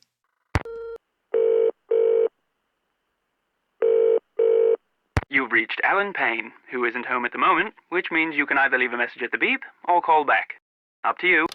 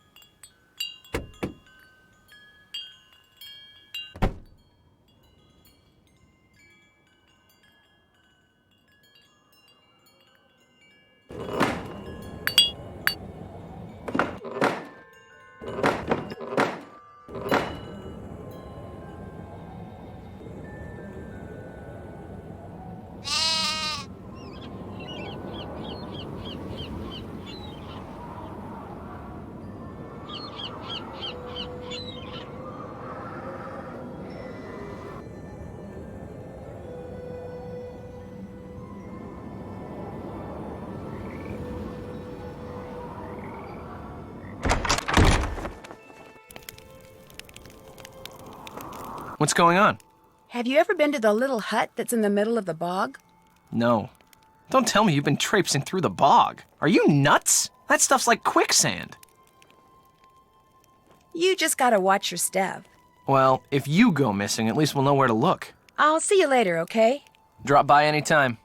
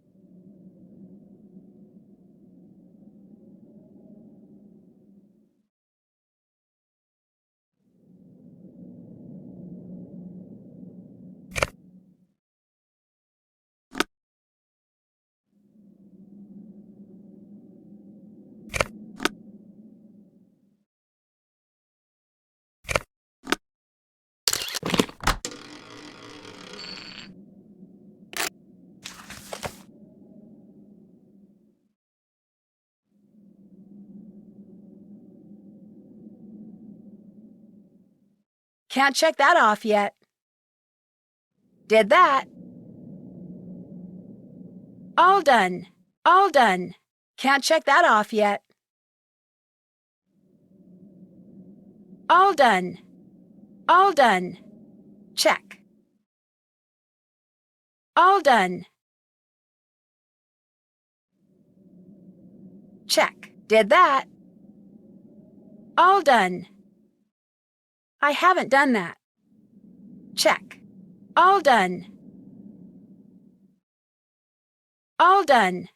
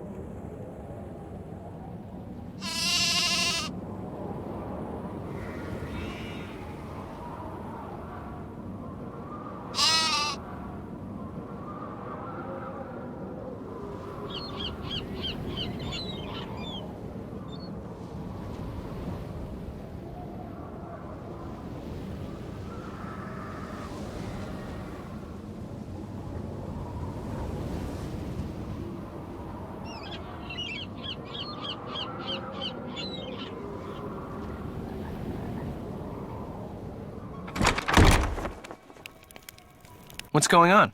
I found the sketch you did on the ground outside. What's it for? What, that? I was just messing around. See, I'm into real estate, and whenever I see an interesting tract of land, I like to sketch out how I'd develop it. Just to, keep the juices flowing. It doesn't mean anything. I was just doodling. Great, so it's okay if I keep this. Sure. Go right ahead. Time for me to scoot. Drop by anytime.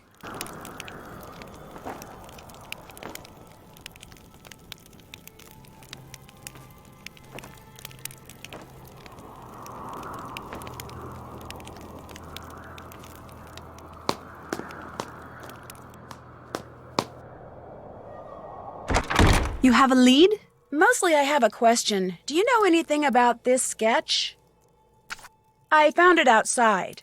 It looks like a drawing for some kind of housing development, for the land the castle sits on. Apparently Kit did them. Did you ask him to?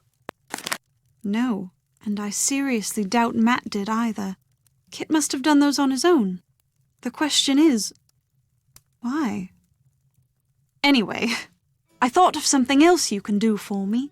Since there's a possibility, however remote, that there are forces at work around here that none of us completely understands, I think it only prudent to do what I can to counteract them. To that end, I would like to include these herbs and flowers in my wedding bouquets. According to Irish lore, each of them is believed to be associated with things I could use a little more of right now. If you could pick them for me and put them in that vase over there, that would be wonderful. Here's a basket.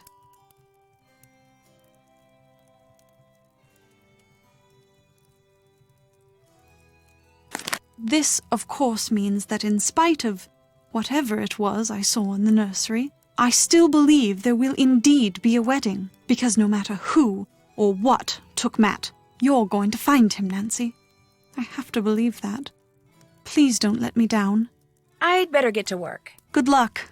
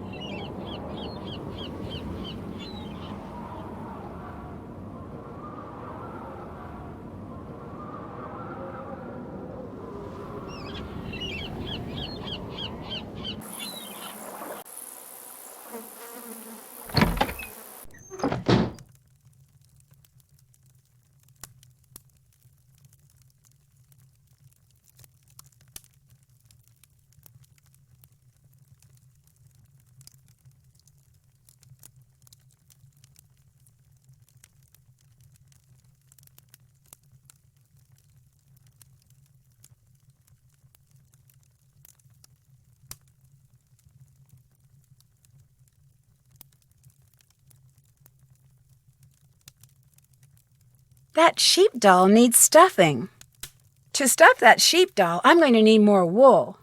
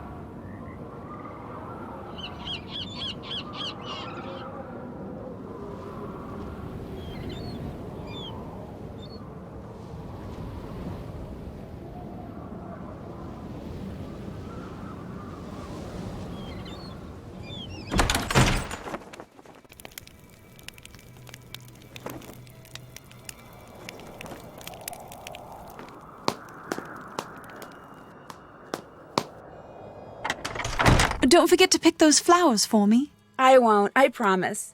I'll let you get back to your reading. As soon as you find out anything, let me know.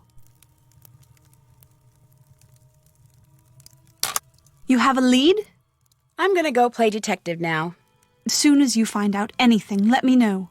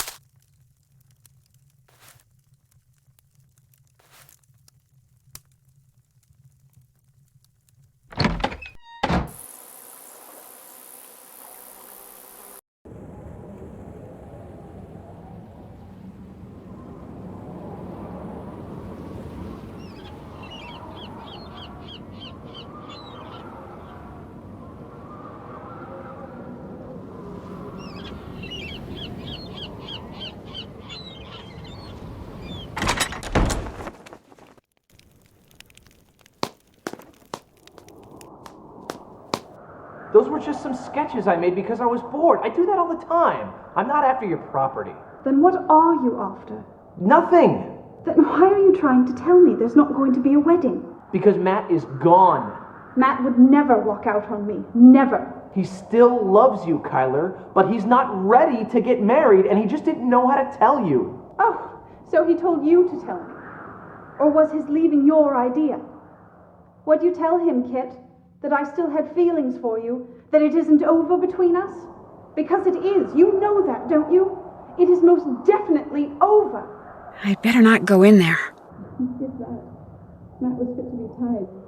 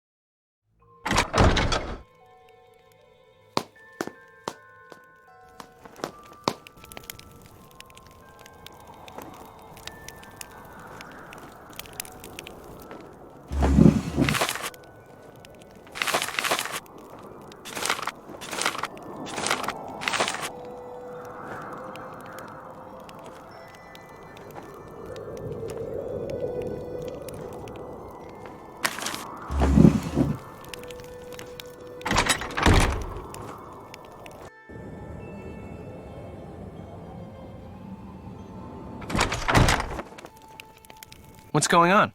I found Matt's luggage in here, right over there. What? Over where? It was behind the cots. How'd it get there? Looks to me like someone was trying to hide it. Well, it wasn't me. Matt hid it. Oh my gosh. He didn't go back to London. He's been here the whole time. Kyler was right. Oh my gosh. You think he's just pulling one of his pranks? He must be. And I fell for it. Hook, line, and sinker. The worst part is, if he's just playing a joke, it means he intends to go through with the wedding after all. Big mistake, Matty, my boy. Big mistake. I couldn't help but overhear the discussion you and Kyler had in the library. That sure didn't go like I planned.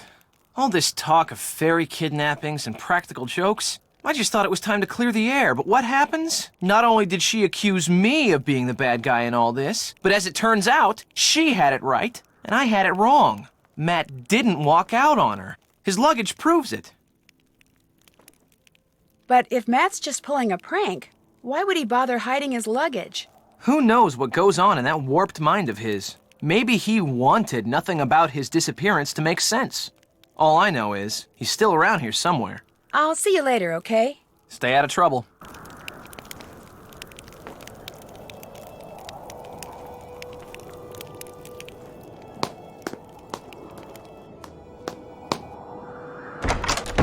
You've picked all the flowers? Yep. Go ahead and put them in that vase. There you go. Splendid. Anything else to report? I found Matt's luggage hidden behind the cots downstairs by Kit's things. How did it get down there? It kind of looked like Kit was hiding it. Oh, don't be silly. Why would Kit do a thing like that? Well, anyway, that's a good thing. It means Matt's still around here, just as I've been saying all along. Anything else to report? I'll let you get back to your reading. Anytime you want to talk, I'll be right here. What else, Steve? Check. Did that. All done. Keep an eye out for some wool. Ask if he knows Still how have to do that. Ask. Did that. Did that. Alright. Check. Can't check that off yet. Nope. Check. There we go.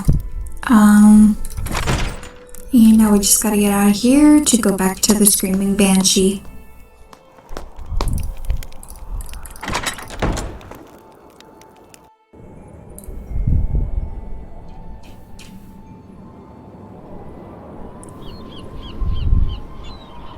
I'd rather be staying there, honestly.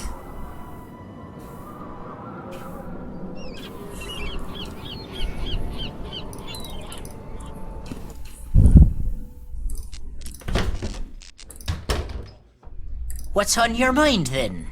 What do you know about the stone pillars with all the weird writing on them? I've never been able to make heads or tails of 'em. Even bought me a book on Ogham runes. Waste of good money, that was. Ogham runes? All those lines. Ancient Celtic symbols they are. Runes. Spell out something. I lack the time and patience to work out just what. I wouldn't mind having a go at it. Do you think I could borrow your book? Sorry to say, I'm not in a lending mood at the moment, lass. A wee bit of me favourite drum music would put me right, but the band can't be playing it because their drummer took sick. Looking for someone to take his place, they are.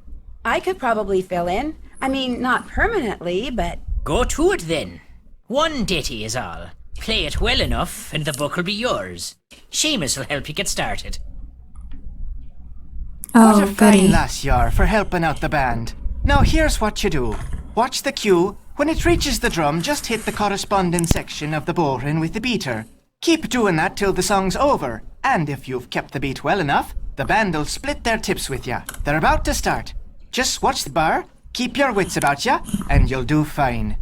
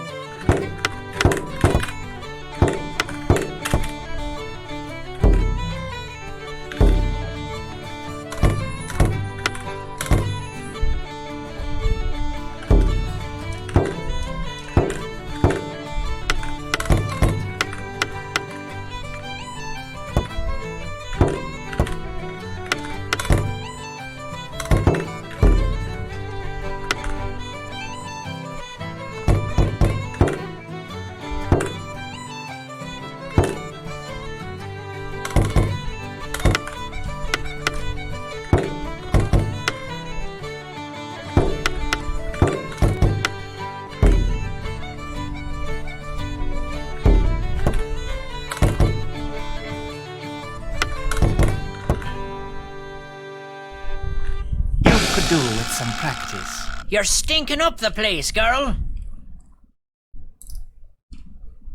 Alright, I guess I'm stinking up the place, so I gotta try again. Yeah.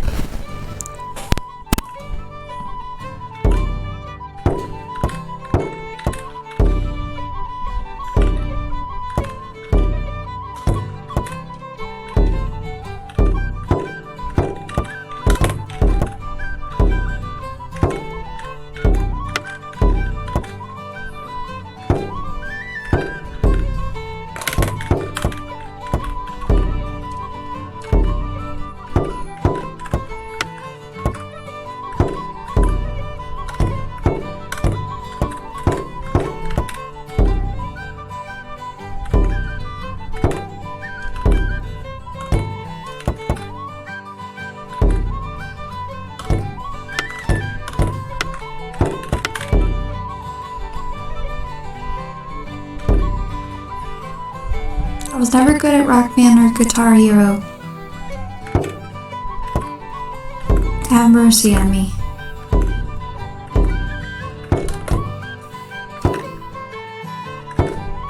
That's why I did the singing in Rock Band.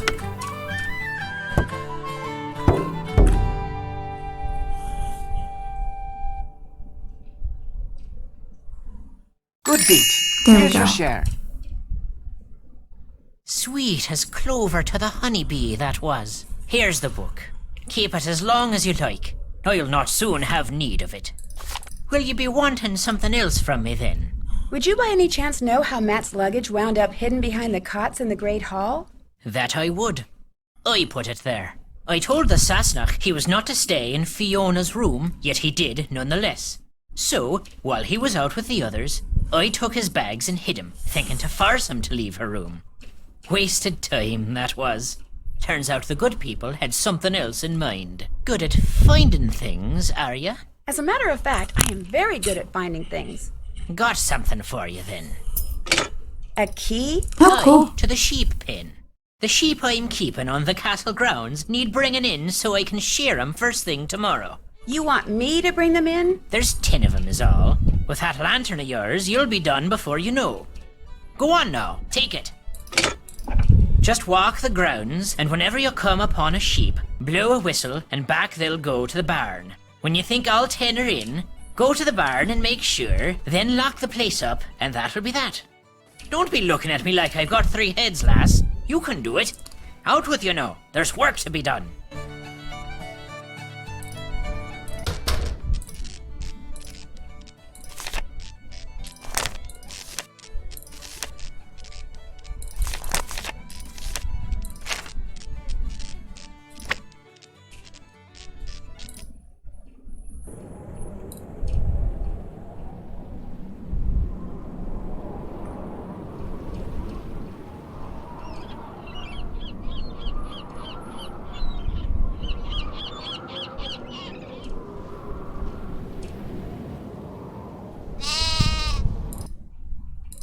Alright.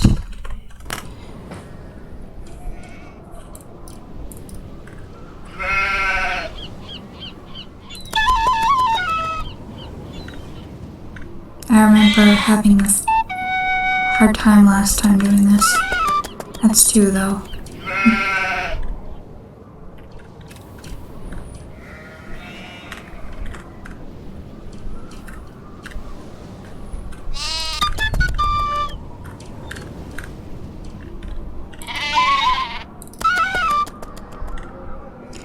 Alright, that's 4. And that one's terrified of me.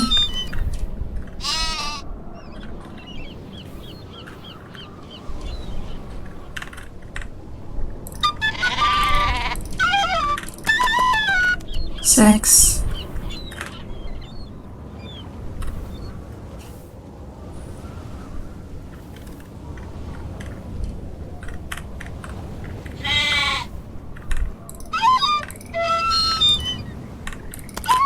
There, 7.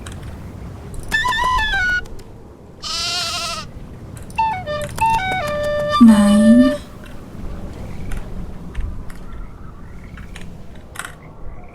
I'm find this 10th one.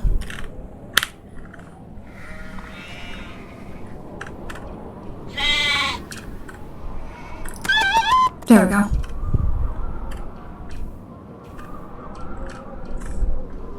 Oops.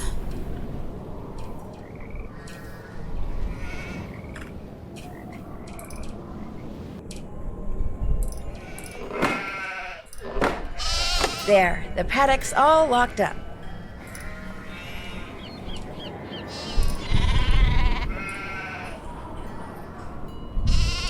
Can't check that off yet. I haven't done that. Alright.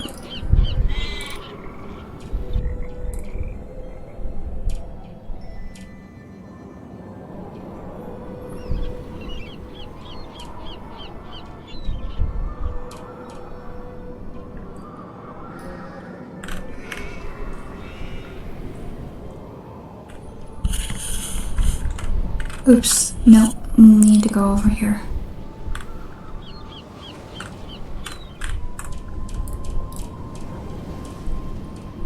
That is the van, if you can hear it.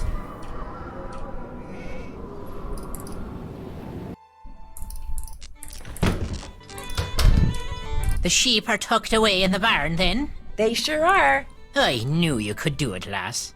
Will you be wanting something else from me, then? Since you're going to shear the sheep that are in the barn tomorrow anyway, would it be okay if I sheared one of them tonight?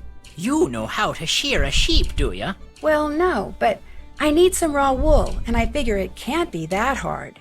I'm willing to let you give it a try, but you'll not be finished till you've filled 3 bags. Do I have your word on it?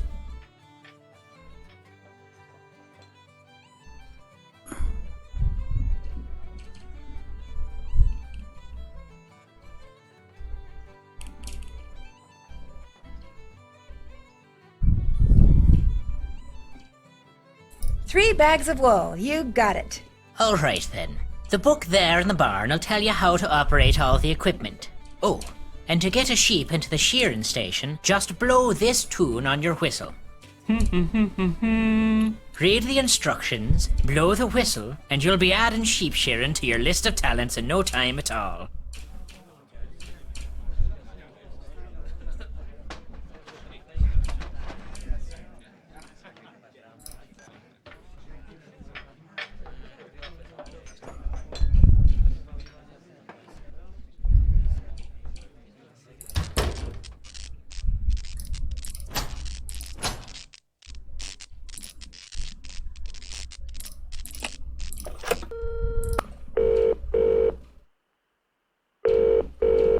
Nancy? Hi, so what's going on at the party? Oh, the usual party things. Bess and George are there too, you know. Yeah, I know. I saw them. And Minky McNabb. Yeah, I saw her too. Ned, are you hiding from her? No. Why would I be hiding from Minky McNabb? Because it's a well-known fact that if she's at a party and she detects a cute, unattached male... She goes after him like a heat-seeking missile. Okay, so maybe I have been avoiding her. You can't let her ruin the party for you like that. I know. Look, don't worry. I'll figure something out. In the meantime, let's just talk about what you've been doing, okay? I found Matt's luggage. Is that good news or bad?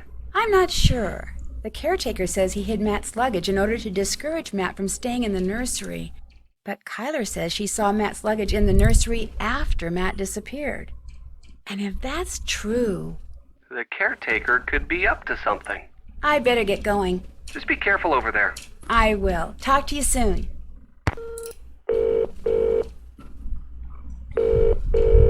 Hey, Nance, what's going on? It looks like someone has been making dolls in this hut I found on the other side of the bog. The person who ran out in front of your car. That would be my guess. Any idea who this person is? Well, I'm pretty sure it's not the missing groom. It could be someone who knows what happened to him, though. Just what I was thinking. Just watch yourself, Nan. Anybody who lives by a bog and spends their time making dolls is probably not exactly running on a full tank, if you know what I mean. There were all these sheep running around outside, and guess who had to put them back in their pen? You? Nancy, clearly neither you nor Kyler understands just what a maid of honor is supposed to do. Actually, Mr. Delaney kind of roped me into it. Next time, just tell him no. You should be decorating and painting nails and picking out music for the reception and dyeing shoes to match your dress, not sheep herding. Actually, I said I'd shear a few sheep for him, too. Nancy, a maid of honor should not be shearing sheep. You get to shear sheep? I am so jealous. What am I gonna do with you two? I'll let you get back to the party. Don't be a stranger. Bye, Nancy.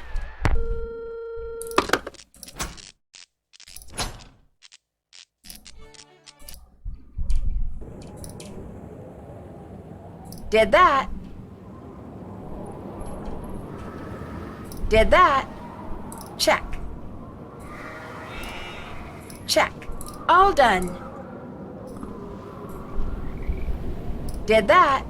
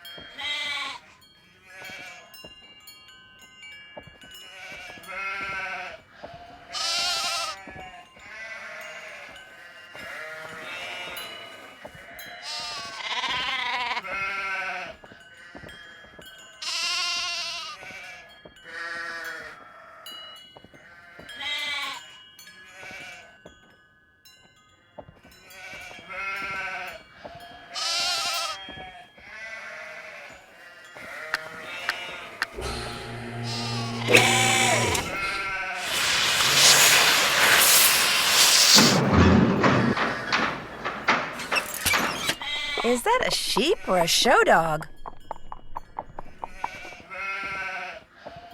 If I leave without filling 3 bags with wool, Mr. Delaney will be fit to be tied.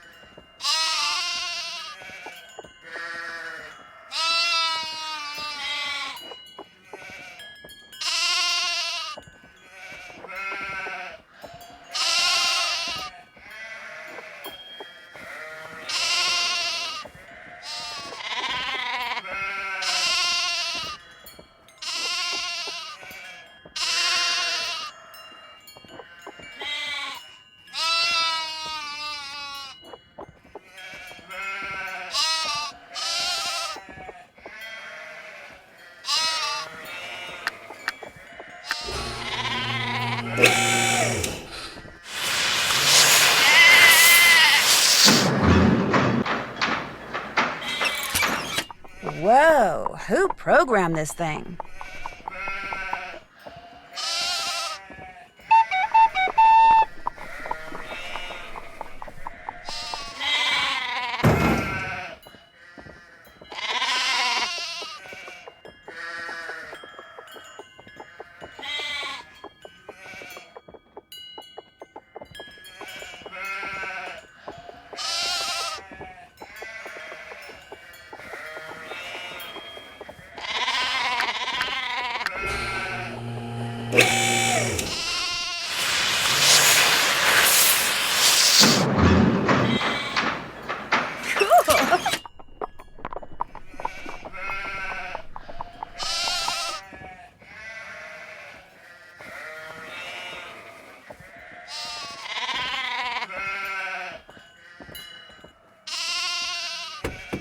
One bag down, 2 bags to go.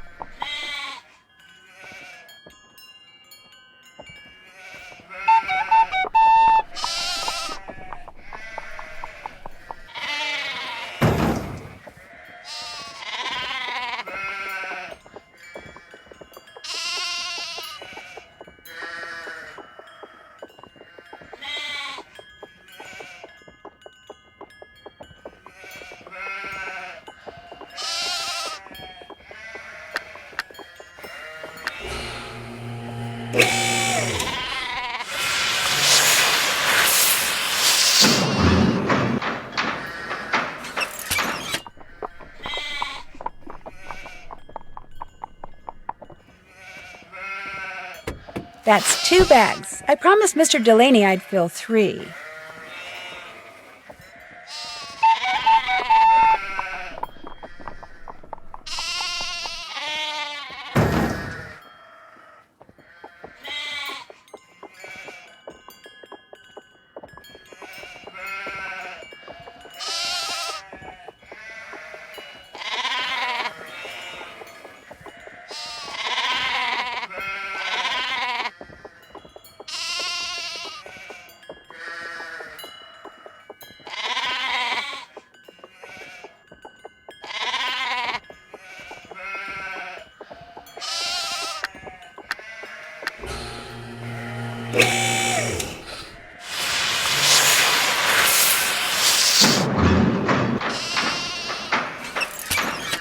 Now that's an interesting look.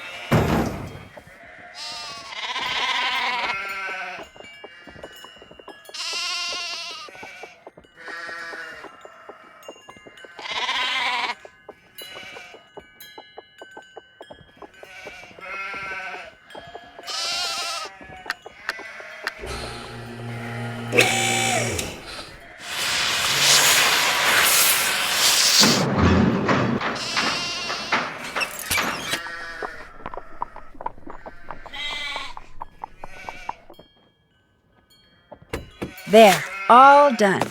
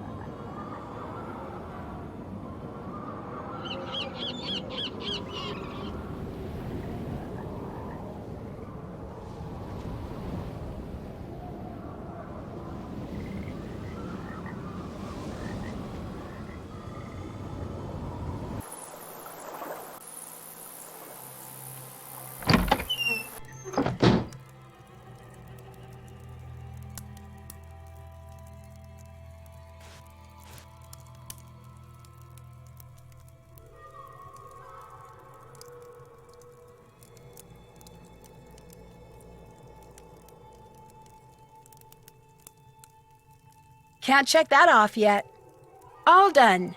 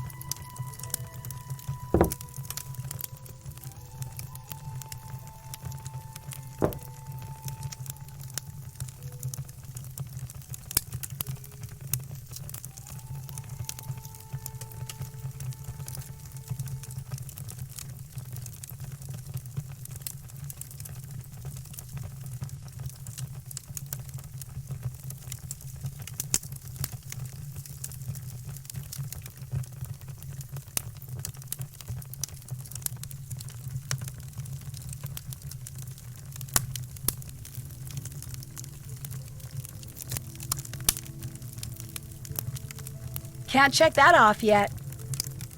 All done. All done. Still have to do that.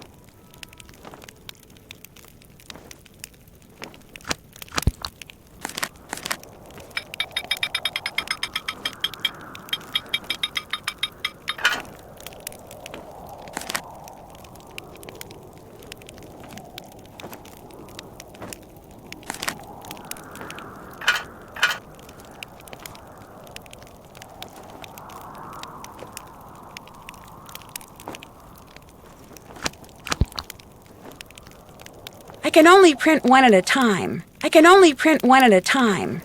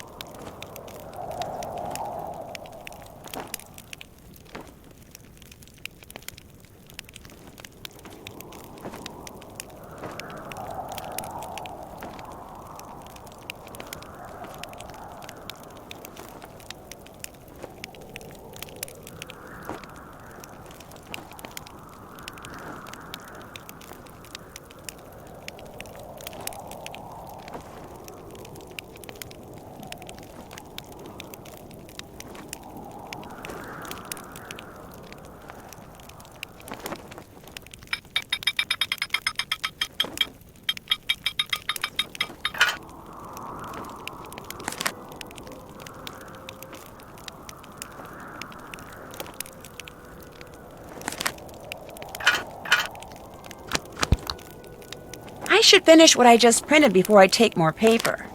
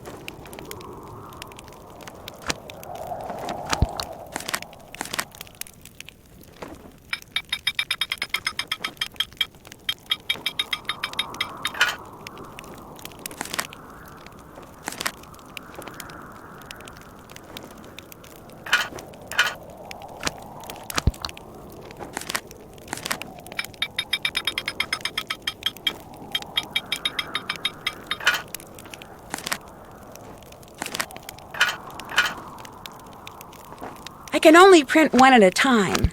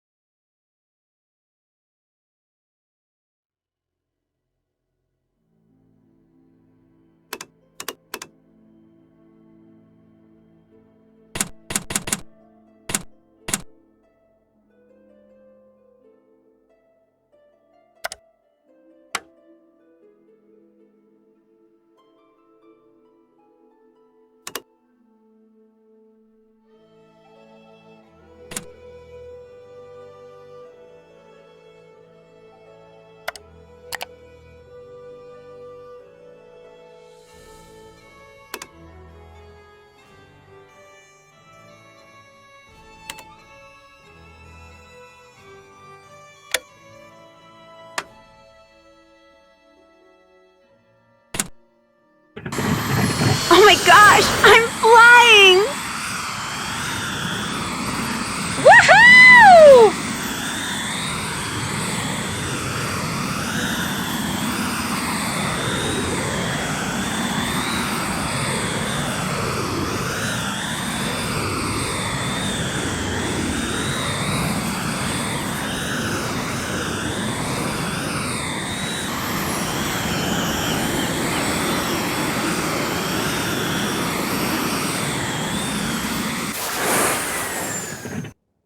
Matt, are you in here? Hello? Anybody here?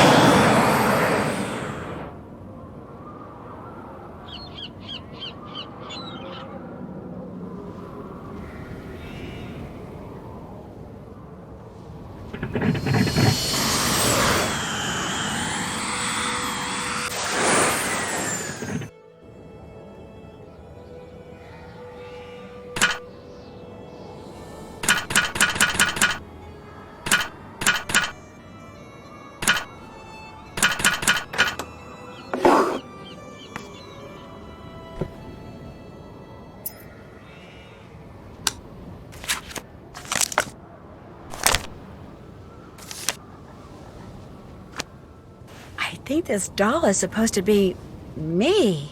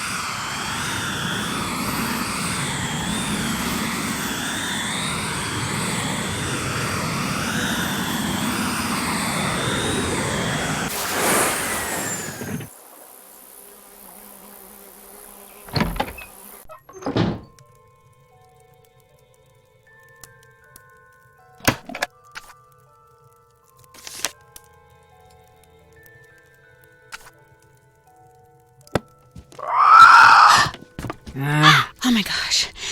Listen, I'm sorry. I shouldn't be in here. This is your home, isn't it? My name's Nancy Drew, and you're Fiona, right? Fiona Malloy? Fiona, listen, I didn't mean any harm. See, I'm looking for someone, a young man named Matt. I don't suppose you've seen him. Fiona?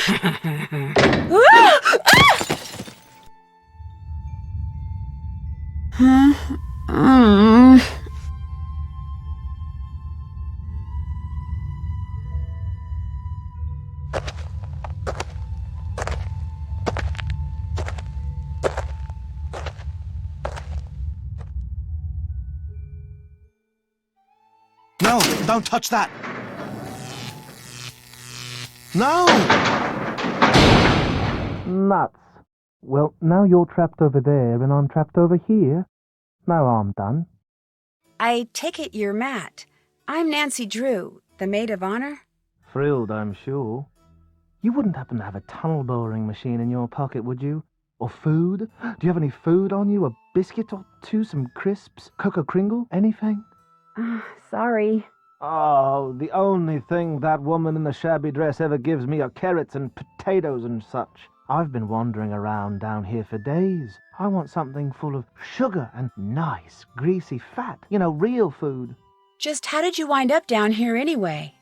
I stumbled upon the entrance to a secret passage in the nursery, so I thought it would be jolly good fun to make some ghostly sorts of noise from inside it and give Kyler a fright. But all of a sudden, this crow flew in through the window and came straight at my eyes. I fell backwards into the passage trying to get away from it, and the next thing I knew, I was falling through a hole in the floor. Fortunately, I only fell about 2 meters. So I got to my feet, and since it was dark and my glasses were knocked off when that crow attacked me, I started feeling my way along the wall, looking for a ladder or something so I could climb back up. But instead, my hand hit some sort of button. A siren went off, the door above me slid shut, and there I was. I yelled until I was hoarse, but no use. I was trapped.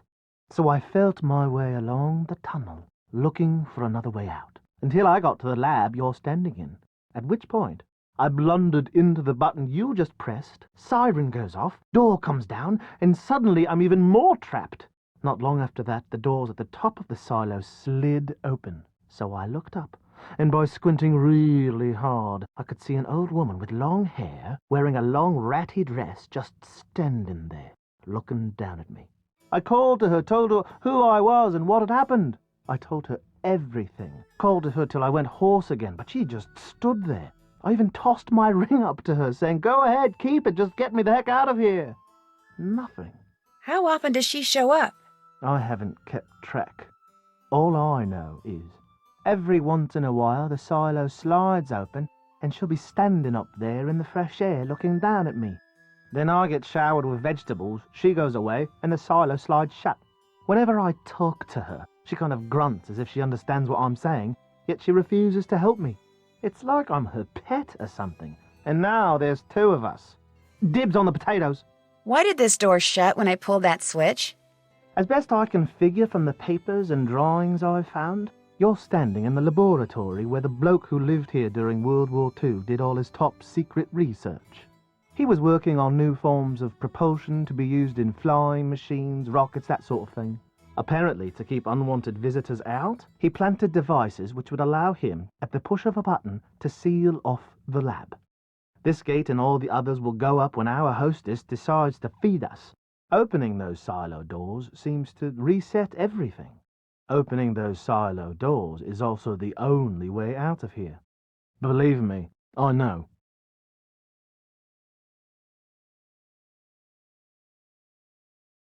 Kyler's trying her best not to show it, but she's really worried about you. That's the worst of it, knowing that my eagerness to play a silly prank on her is going to wind up ruining the wedding. She's going to be so disappointed, and humiliated, and appalled. She'll never forgive me. What an idiot I am. I love her so much, and I am so lucky a mongrel like me landing someone as smart and beautiful as her, and now, whether I ever get out of here or not, I'm going to lose her. What an unthinking, short-sighted, immature idiot. For a while, Kit was convinced you disappeared because you had decided you didn't want to marry Kyler after all. I'm not surprised. The fact is, soon after we got here, he tried to tell me I was about to make a colossal mistake and that I should call off the wedding. Such wishful thinking on his part is exactly why I didn't ask him to be my best man. Oh, I made up some excuse about office politics and occupational expediency, but Kit was and is, and hopefully always will be, my best friend. But having him be my best man knowing he's still smitten with Kyler? I figured I'd pass. Mr. Delaney, the caretaker? He thinks you were spirited away by fairies. You know, I actually missed that superstitious, super ridiculous old fossil. Kit and I spent the better part of an evening rigging line in the garden so we could fool him into thinking a leprechaun was moving through the bushes. Only a branch snapped off and whacked Kit in the eye, and that was that. Except, I must admit, seeing as I have no idea who or what that thing is that has us trapped down here, Mr. Delaney might not be all that wrong. I'm pretty sure her name's Fiona. She's the daughter of Brendan Malloy, the guy who was doing all the research down here. Everyone thought she was killed along with her parents when this place exploded. But she wasn't, and she's been wandering around in the bog near the castle ever since. So, if our wedding ever does take place, it looks like I'll end up with a crazy in-law after all. I'm going to look around some more. Great. Why don't I wait right here? Can't check that off yet.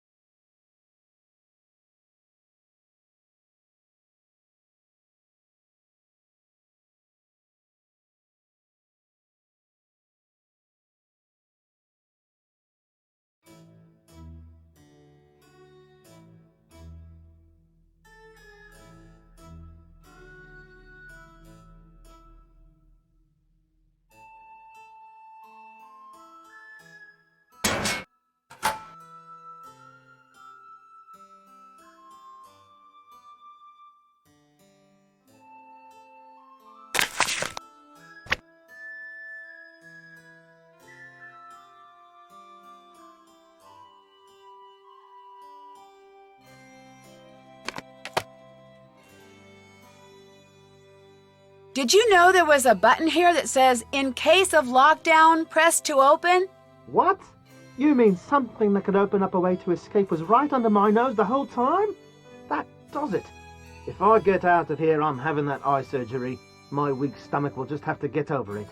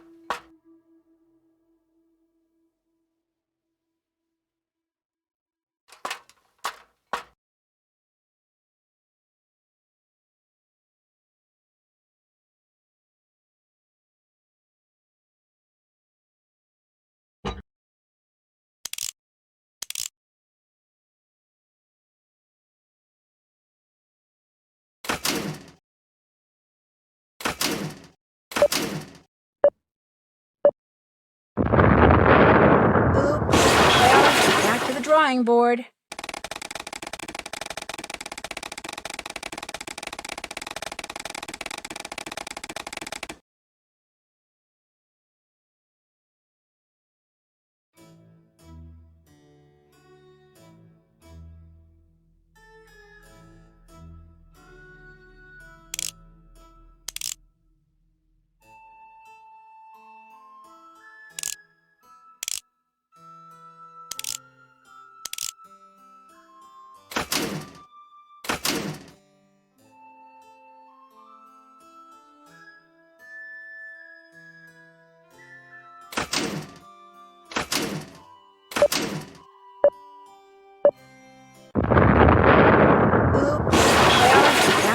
drawing board.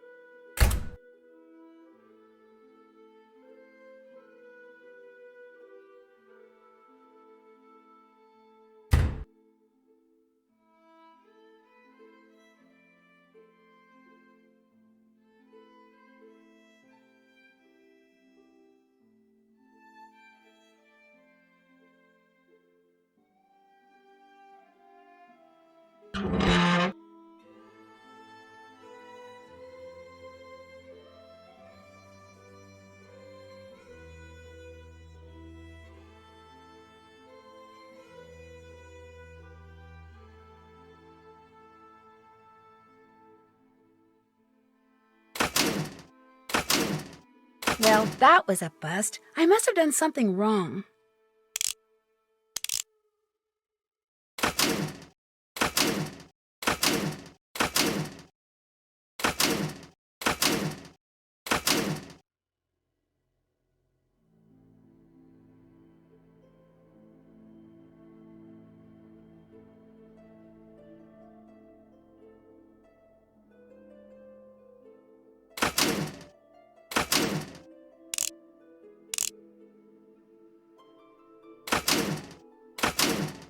Well, that was a bust. I must have done something wrong.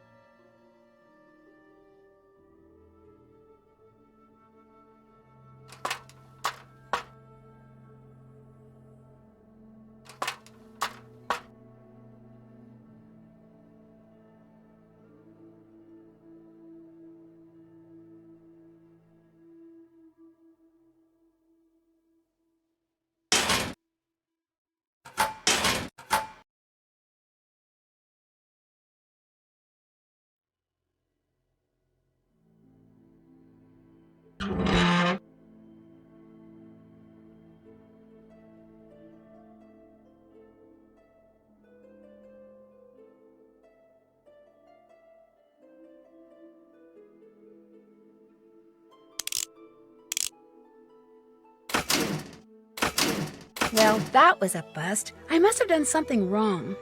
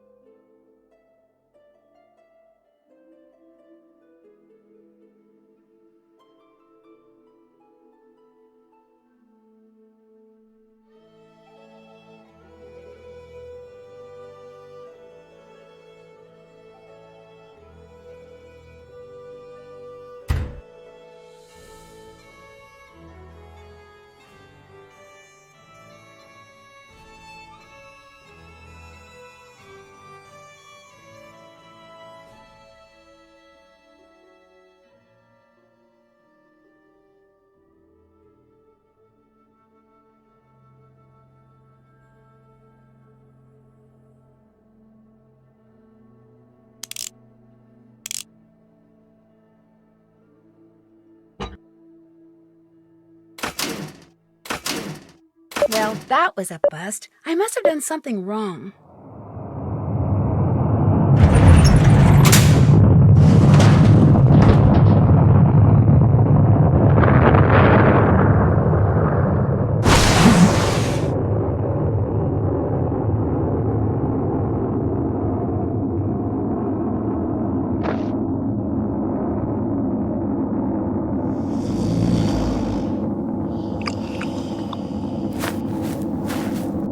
Nancy? What on earth is going on? Matt! Kyler, we're trapped down here. Get a ladder or something. Oh, Matt, I've been so worried about you. Where have you been? I missed you so much. I was afraid I'd never see you again. And I've got so much to tell you. No, I take that back. There's only one thing I want to tell you. I love you. Do you hear me? I love you.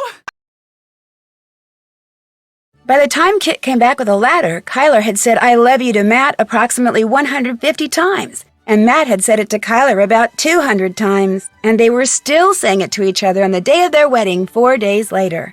Even Kit remarked that Matt's little misadventure seemed to have been good for their relationship. Needless to say, this bummed Kit out, until he met the very beautiful young Irish woman who catered the reception.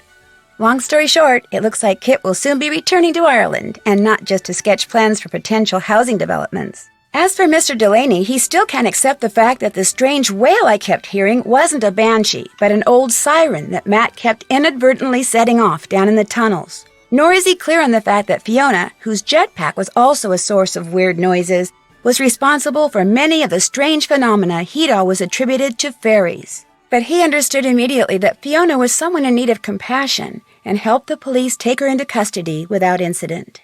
Apparently, after the explosion killed her parents, Fiona was taken in and raised by an old hermit who lived alone in the bog hut, which did not exactly do wonders for the little girl's mental or emotional development. But she's getting lots of attention now, and she's so bright, after all, her father was a rocket scientist, that her prognosis is actually pretty good. Me, I'm on my way back to the States, via jet plane, not jetpack. My pack and Fiona's were quickly confiscated by military types bent on adapting them for use on the battlefield. Unfortunately for them, Brendan's intricate fuel system has them completely and hopelessly stumped, which has no doubt made Fiona's crow and all its feathered friends very happy. They finally have the skies above Castle Malloy all to themselves.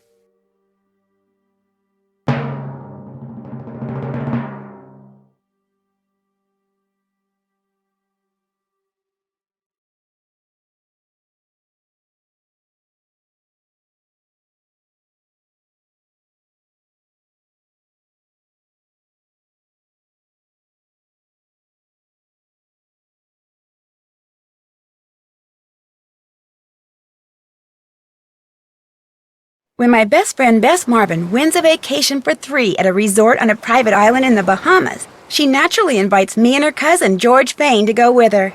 But by the time I arrive, the owners of the resort are nowhere to be found, and Bess has been kidnapped.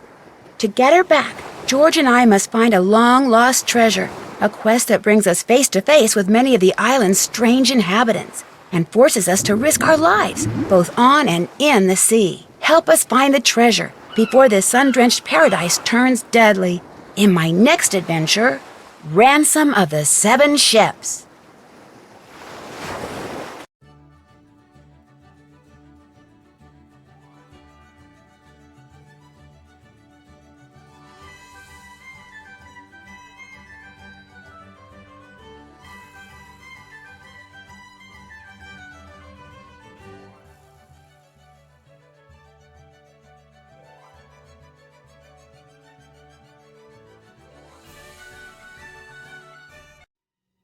Hi, I'm Nancy Drew. This is my Center of Operations.